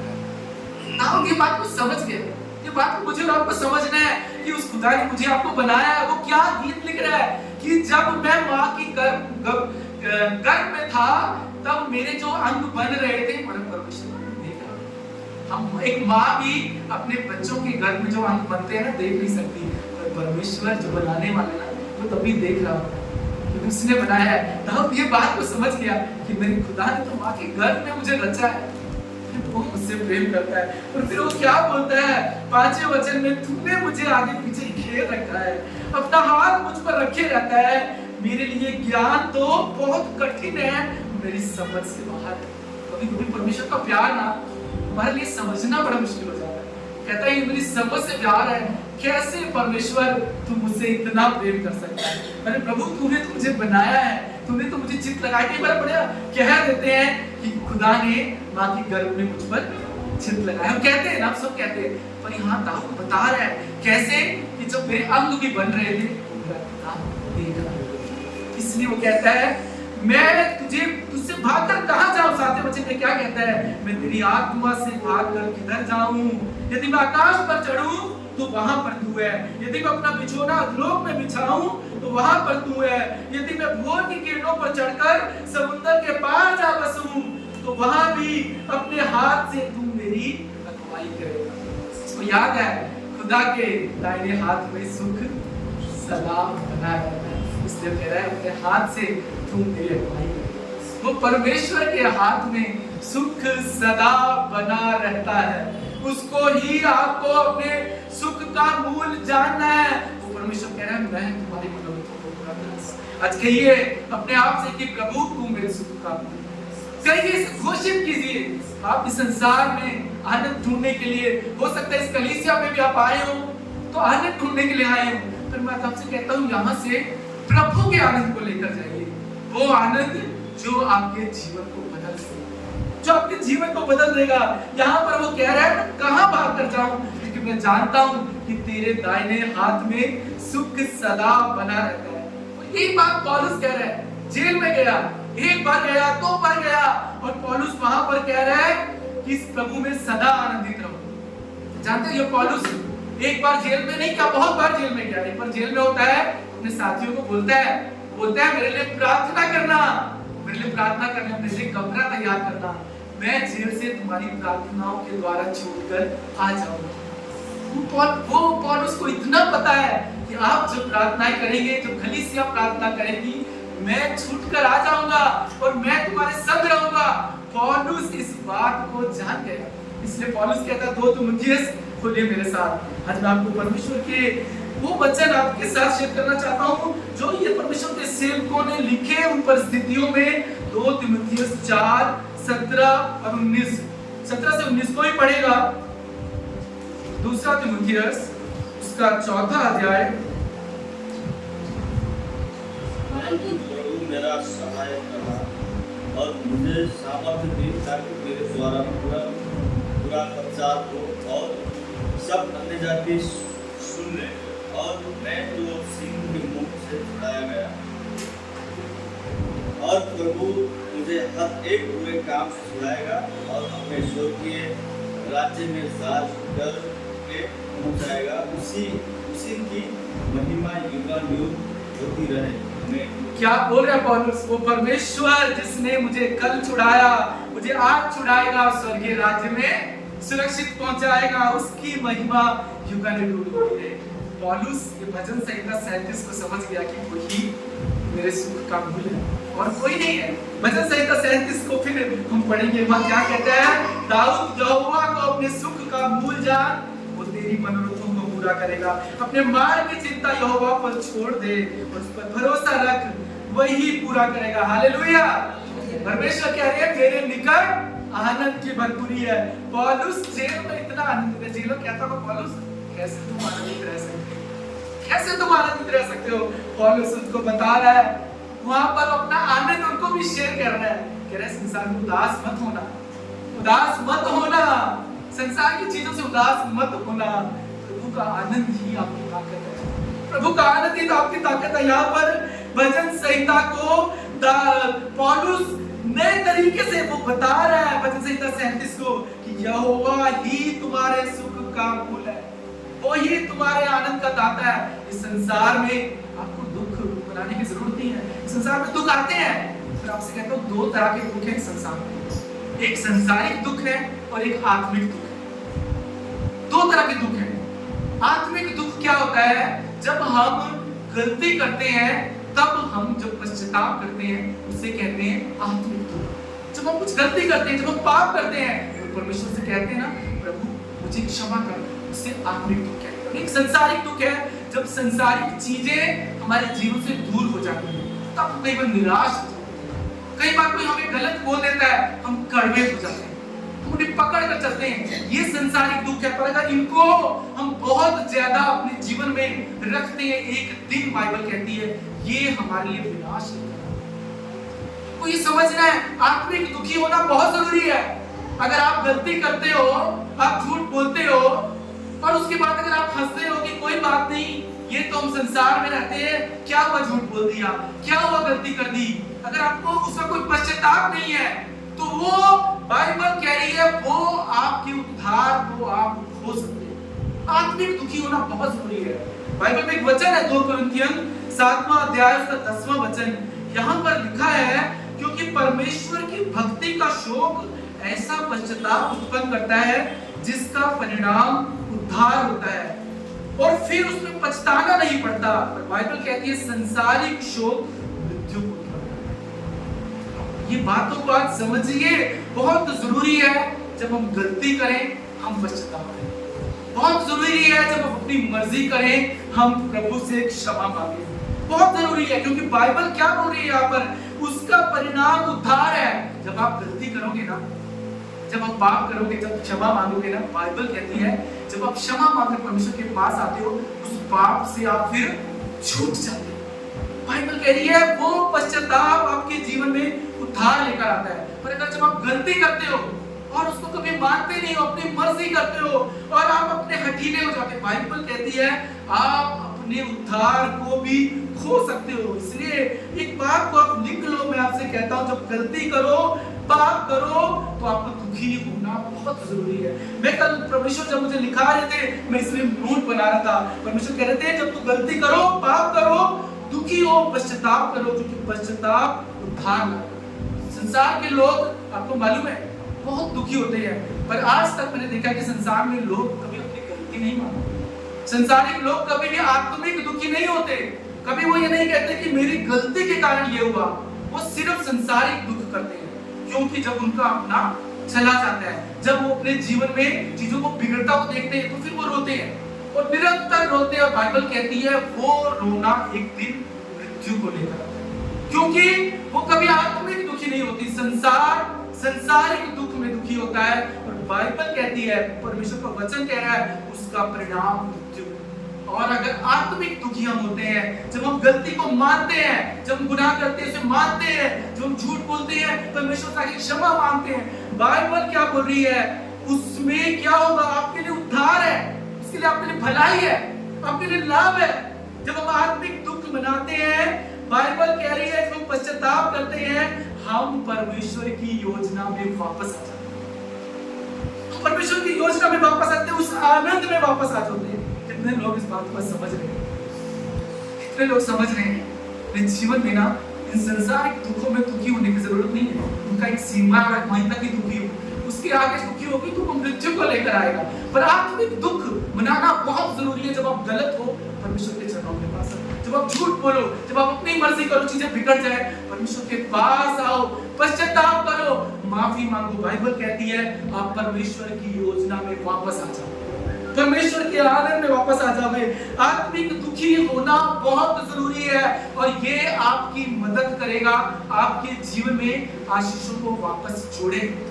जब आप आत्मिक दुखी होते हो ना, जब आप गलतियां करते हो, कोई भी कारण हो, और जब परमेश्वर से माफी मांगते हो, आप अपने जीवन में भलाई को जोड़ते हो। आपको ये बात समझनी है। और जब आप संसारिक चीजों में दुखी होते हो, आप अपने आप को शैतान के लिए द्वार को खोलते हो। आत्मिक दुख अपनी गलती को माना, पश्चाताप करना उद्धार लाता है, वापस प्रभु में लाता है, प्रभु के आनंद में लाता है।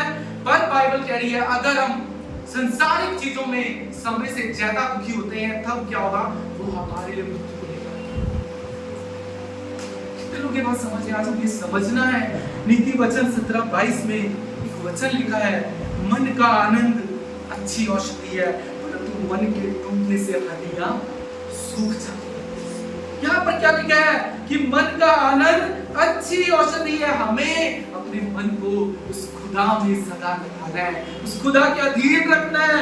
यहाँ पर वो क्या बोल रहा है, मन का आनंद अच्छी औषधि है। एक चीज मैं आपको आज बताने जा रहा हूँ, ध्यान से सुनो।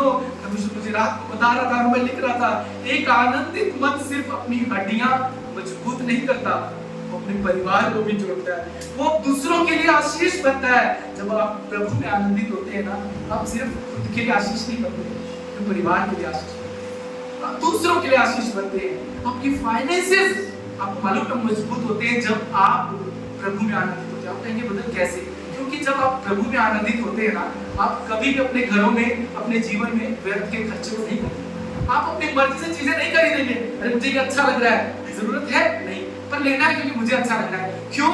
क्योंकि आप उन चीजों में आनंद मना रहे हो। पर जब आप प्रभु में आनंद मनाना सीख जाते हो, तो आपके फाइनेंसेस अपने आप अच्छे हो जाएंगे, क्योंकि आप व्यर्थ की चीजों में आप पैसा लगाओगे नहीं, आपके खर्चे सीमित हो जाएंगे, क्योंकि आपको पता है प्रभु का आनंद मिलता है, प्रभु ने दिया है, मैं इसमें आनंदित रहूंगा। और एक अच्छी बात है, जब आप प्रभु में आनंद मनाना सीख जाते हो, तब क्या होता है, आप और आनंद को अपने जीवन में जुड़ता हो, फिर वो और जुड़ेगा, अगले दिन और जुड़ेगा, अगले दिन और भलाई देखोगे।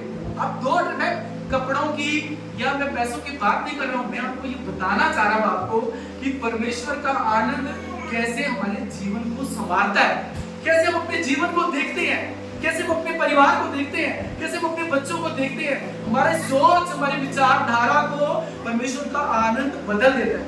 और ये एक दिन से नहीं आएगा, ये तो एक एक्सपीरियंस है प्रभु का आनंद। ये अनुभव है जो प्रभु के चरणों में आपको बैठ के सीखना, एक दिन में नहीं आएगा।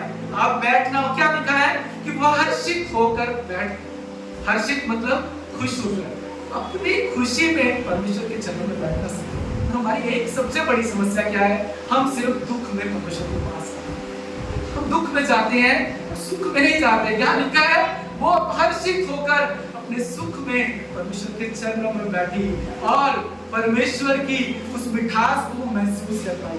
और फिर क्या होता है, जब आप उस मिठास को अपने जीवन में लाते हैं ना, तब क्या होता है, वो आनंद आपके आनंद को बढ़ाता है। यीशु का आनंद आपके आनंद को बढ़ाता है। यीशु मसीह ने क्या बोला? यूहन्ना 15:11, कोई खोलिए मेरे साथ। यूहन्ना की पुस्तक उसका 15वां अध्याय उसका 11वां वचन।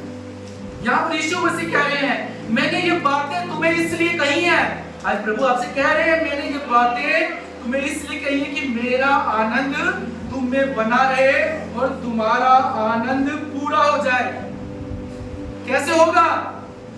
कैसे होगा? उसके लिए हमें कुछ करना है, उसके चरणों में बैठना है, तब यह आनंद पूरा होगा। क्योंकि इससे पहला जो वचन है 10वां वचन पढ़ेंगे, यूहन्ना 15:10, फिर से पढ़िएगा। खोलिए मेरे साथ, कोई पढ़ेगा जोर से, अगर तुम पढ़े तो।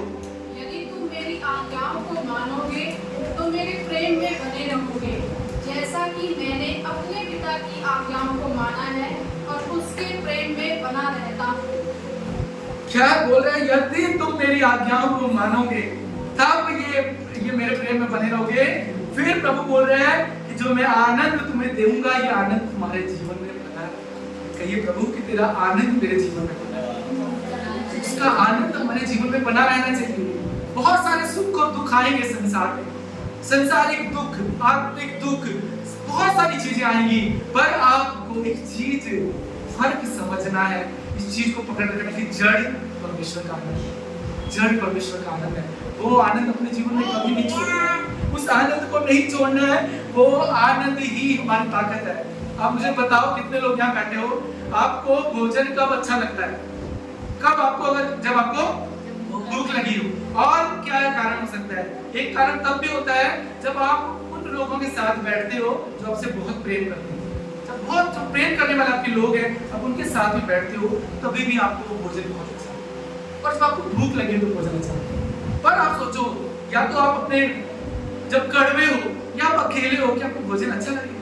आप वो खा ही नहीं सकते, कितना अच्छा भोजन हो आप तो नहीं खाओगे। आप अच्छे भोजन में भी कमियां निकालोगे या उस भोजन से निराश हो जाओगे, आपको नहीं पसंद आएगा। क्योंकि जब मन निराश होगा, जब मन में कड़वाहट होगी, पर जब हमें भूख लगी थी है ना, तब ये भोजन अच्छा लगता है। प्रभु की उपस्थिति में जब हम खुशी से जाकर बैठते हैं ना, तब उस आनंद को हम एक्सपीरियंस कर सकते हैं। जो पौधा यहाँ पर कह रहा है ना, दाऊद तेरे निकट आनंद की भरपूरी है, क्योंकि वो कहता है जब मैं उसके पास गया, वो गया, परमेश्वर ने उसकी सुन ली। जब आप खुदा के आनंद में रहना सीख जाते हो, आप अपनी मुश्किलों में भी दूसरों के लिए आशीष होते हो। आपको मालूम है, अय्यूब बाइबल में सबसे ज्यादा परमेश्वर का भय मानने वाला और सबसे ज्यादा दुख भोगी था। और बाइबल कहती है अय्यूब जब दूसरों के साथ जाके बैठता था, उनके जीवन को वो बदल देता था। भैया मैं आपको इसलिए बढ़ाना चाहता हूँ कि कई बार हम कहते हैं ब्रदर बहुत चैलेंजेस है लाइफ में, बाहर बहुत मुश्किलें हैं, पर क्या आप प्रभु की उपस्थिति में बैठते हो? क्या आपके अंदर प्रभु का आनंद है? क्या बाहर की परिस्थितियां आपके आनंद को उड़ा के ले जाती हैं? जब सब अच्छा होता है हम कहते हैं ब्रदर बहुत अच्छा है, जब एकदम सब बिगड़ जाता है हम इतना ऐसे हाय तौबा करते हैं। क्यों? प्रभु का आनंद दिखाई नहीं देता, क्योंकि प्रभु का आनंद नहीं होता है। अगर आपके अंदर प्रभु का आनंद है, तब आप हर परिस्थिति में परमेश्वर के आनंद को पकड़ नहीं चलेंगे। दुख आएगा, चीजें बिगड़ेगी, और हम इतनी हाय तौबा नहीं बनाएंगे। आप देखिए अय्यूब की पुस्तक उसका 29वां अध्याय मेरे साथ बाइबल कहती है, जब वो 21वें वचन से और 24वें वचन में देखेंगे, यहाँ पर मैं पढ़ूंगा, आप सुनिए इसको। बाइबल कहती है जब वो लोगों के बीच में बैठता था, बाइबल कहती है वो लोग कान लगाकर उसकी सुनते थे। वो कहता है मेरी बातें उन पर मेह के समान बरसा करती थी, लोग बरसात के जैसे मेरी बाट जोते थे, और जब उन पर कोई आशा ना रहती थी तो मैं हंसकर उनको प्रसन्न करता था और कोई मेरा मुंह बिगाड़ नहीं सकता। मैं हंसकर उनको प्रसन्न करता था, कोई मेरा मुंह बिगाड़ नहीं सकता था। आज कितनी जल्दी हमारा मुंह बिगड़ जाता है, कितनी जल्दी बिगड़ जाता है। इतना से कह दिया किसी ने, मुंह बिगड़ गया। पति ने पत्नी को कह दिया, पत्नी का मुंह बिगड़ गया। पति ने पति को कह दिया, मुंह बिगड़ गया। किसी ने तुम्हारे साथ इतना बुरा कर दिया, मुंह बिगड़ गया। किसी ने तुम्हारी तारीफ नहीं की, मुंह बिगड़ गया। यहाँ वो कह रहा है कोई मेरे मुंह को बिगाड़ नहीं सकता, मैं तो लोगों के जीवन में हंसी लेकर आऊंगा, मैं लेकर आऊंगा, क्योंकि प्रभु का आनंद है। अय्यूब के अंदर प्रभु का आनंद था, इसलिए बाइबल कहती है, वो कहती है कि लोग उसके बातों का इंतजार करते थे कब वो मेरे पास आकर बैठे, कब उससे बात करें, वो क्या बोलता है, मैं उन्हें हंस कर प्रसन्न करता था। ये प्रभु का आनंद आपके जीवन में करेगा।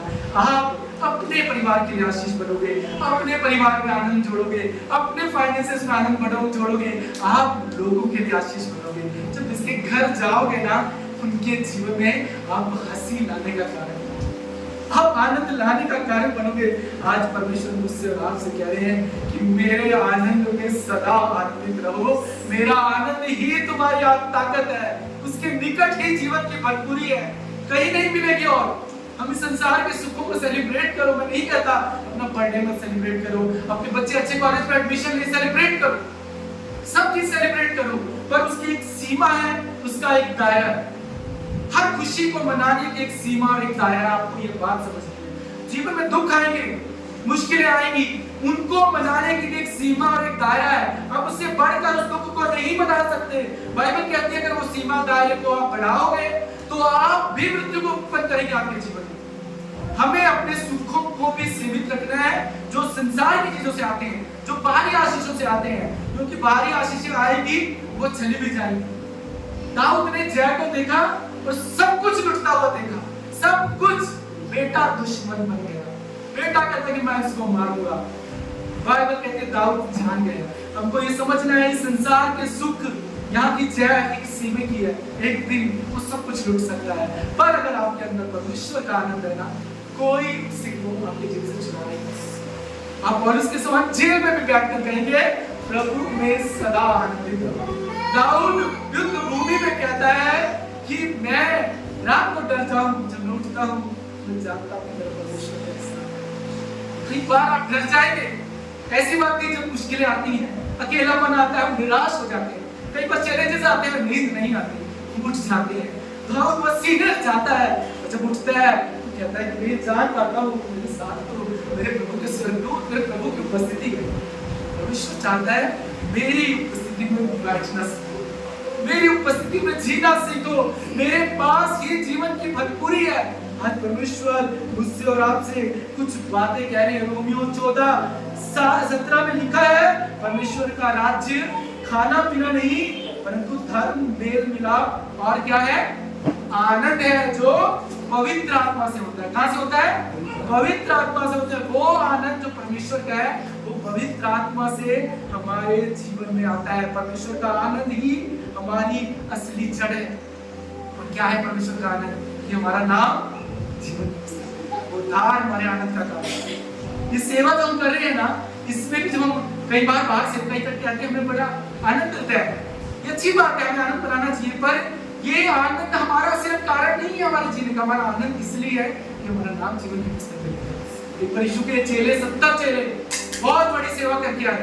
लूका की पुस्तक में लिखा है 10वें अध्याय के 17वें से 20वें वचन में बहुत बड़ी सेवा करके आते हैं और यीशु को बोलते हैं, यीशु आज तो हमने दुष्ट आत्मा को अपने वश में कर लिया है। लूका 17 अगर आप खोलेंगे 10, 17 से 20 में लिखा है, यहाँ पर 70 चेले बड़े आनंद से लौटे और बोले प्रभु तेरे नाम से दुष्ट आत्माएं हमारे वश में है। यीशु कहते हैं मैंने अधिकार दिया, कहते हैं मैंने अधिकार दिया है, तुम्हारे वश में नहीं है। मैंने अधिकार दिया है तुम्हें शत्रु की सामर्थ पर। सिर्फ इससे आनंदित मत हो। यीशु कहते हैं आनंद इसलिए बनाओ कि तुम्हारा नाम जीवन की पुस्तक में हो, तुम्हारा नाम स्वर्ग में लिखा गया है। ये मेरे और आपके आनंद का कारण है। आनंद मनाना है। यीशु ने यहाँ ये नहीं बोला कि अपनी सेवा में, अपने घर की चीजों में आप आनंद मत मनाओ, पर वो आनंद एक सीमित दायरे तक मनाओ। असली आनंद क्या है कि आपका नाम स्वर्ग में लिखा है। आधार कार्ड पे सिर्फ नहीं लिखा गया, स्वर्ग में लिखा गया।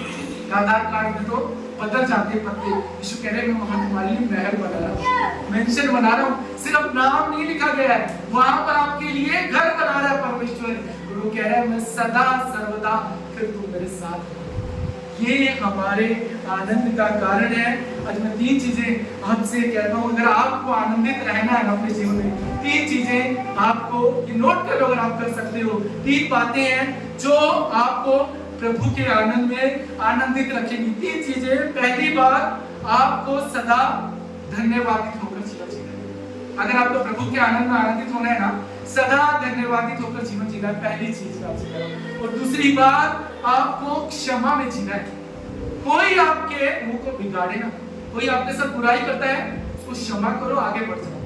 और ये भी नहीं है कि बुराई करे, क्षमा करने का मतलब है कि दोबारा उसको पत्थर दो, दोबारा पत्थर दो। ये नहीं कह रहे क्षमा का मतलब। क्षमा का मतलब है किसी ने आपके साथ बुराई की, उसको क्षमा करो और आगे बढ़ जाओ और अपने आप को प्रोटेक्ट करके रखो। परमेश्वर कह रहे हैं उस क्षमा में तुम्हें जीना है, आगे बढ़ना है। पहली चीज धन्यवादित हृदय के साथ। एक धन्यवादित हृदय सदा आनंदित होता है, और जब आप धन्यवाद देते हो ना, तब परमेश्वर का आनंद आपके जीवन में फिर जुड़ता है। दूसरी चीज, आपको क्षमा में जीना है। तीसरी बात बाइबल कहती है कि हमें अपने जीवन को दूसरों की सेवा के साथ जीना है। आप उन लोगों की मदद करो जो पलट कर आपको मदद करने की, वो ही सच्चे आनंद का कारण है। तीन बातें अगर आप अपने जीवन में लेकर चलेंगे ना, आपके प्रभु के आनंद को कोई चुरा नहीं पाएगा। पहली चीज, उस खुदा में सदा धन्यवाद करें। दूसरी चीज, सबको क्षमा करके चले, पर दुश्मन को फिर अपने करीब मत आने। जिन्होंने आपके जीवन को बिगाड़ा है, फिर उनको क्षमा करके आपको आगे बढ़ाना। तीसरी बात, उन लोगों की मदद के लिए हमेशा तैयार रहें जो आपको लौटा कर दे, और उसमें भी उतना ही सेवा करें उनकी भलाई, और उसके बाद जो आपकी योजना प्रभु के लिए है उसमें फिर आपको आगे बढ़ना। उस सामरी की तरह उसने क्या किया, उसने मरहम पट्टी की, उसको वहां पर सराय में छोड़ा, और उसके बाद फिर वो आगे बढ़े। ये तीन बातें आज मैं आपसे कहता हूं, अगर आप अपने जीवन में बांध लेंगे ना, तो आप हमेशा धन्यवादित रहेंगे, हमें क्षमा में चलेंगे, आप सदा आनंदित रहेंगे। जितना आप अपने जीवन में बुराई को इग्नोर करेंगे, उतना आप मजबूत होते जाएंगे, और जितना भलाई को इग्नोर करेंगे ना, आप शैतान के लिए द्वार को खोलेंगे। यहाँ देखिए दो चीजें, अच्छाई को इग्नोर करोगे, शैतान के लिए द्वार को खोलोगे। बुराई को इग्नोर करोगे, आप अपने जीवन में परमेश्वर के सामने कड़वाहट को, अक्षमा को, निराशा को, जलन को अपने जीवन से जाने दीजिए। कोई भी परिस्थिति आ जाए, निराश नहीं होना। प्रभु का आनंद मेरी और आपकी, प्रभु का आनंद मेरी और आपकी ताकत है। फिलिपियों 3:1 में आखिरी बात पौलुस कहता है, हे भाइयों, प्रभु में आनंदित रहो। और ये बातें तुमको बार-बार लिखने में भी मुझे कोई कष्ट नहीं होता, क्योंकि इसमें तुम्हारी कुशलता है। क्या बोल रहा है पौलुस? बार-बार ये बातें मुझे तुम्हें कहने में कोई कष्ट नहीं होता, क्योंकि इसमें तुम्हारी कुशलता है। प्रभु में सदा आनंद करो। आज कहिए एक दूसरे से, मैं प्रभु में सदा आनंद पाऊंगा, मैं प्रभु में सदा आनंद पाऊंगा, क्योंकि मैं जानता हूं कि मेरे प्रभु के पास जीवन की भरपूरी, उसके पास जीवन का आनंद है, और मैं अपने प्रभु में आनंदित रहूंगा, मैं अपने प्रभु में आनंदित रहूंगा। आज परमेश्वर आपसे कह रहे हैं, चुनाव लड़ने को कह रहे हैं, चुनाव।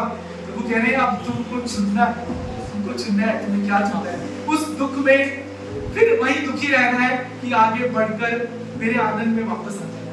प्रभु आज आपसे कह रहे हैं चुनाव आपको करना है, क्योंकि ये चुनाव हमारा है। प्रभु का आनंद भी हमारे जीवन में बना रहे, ये चुनाव हमारा है, परमेश्वर हम पर नहीं थोपते। प्रभु कह रहे हैं मैं अपना आनंद तुम्हें देना चाहता हूं, पर इसका चुनाव आपको करना है। बाहरी जीवन की खुशियों को कितना सेलिब्रेट करना है, ये भी चुनाव आपका है। बाहरी जीवन के दुखों में कितना दुखी रहना है, ये भी चुनाव आपका है। उसका आनंद सदा आपके जीवन में बना रहे, ये चुनाव आपका है। परमेश्वर कह रहे हैं मेरे प्रेम में बने रहो, मेरे प्रेम में बने रहो, धन्यवाद हृदय के साथ रहो, दूसरों को क्षमा करके चलो, सदा दूसरे के लिए आशीष बनो। मेरा आनंद तुम्हारे जीवन में बना रहे और तुम्हारा आनंद बना रहे। आइए हम यीशु मसीह के जोरदार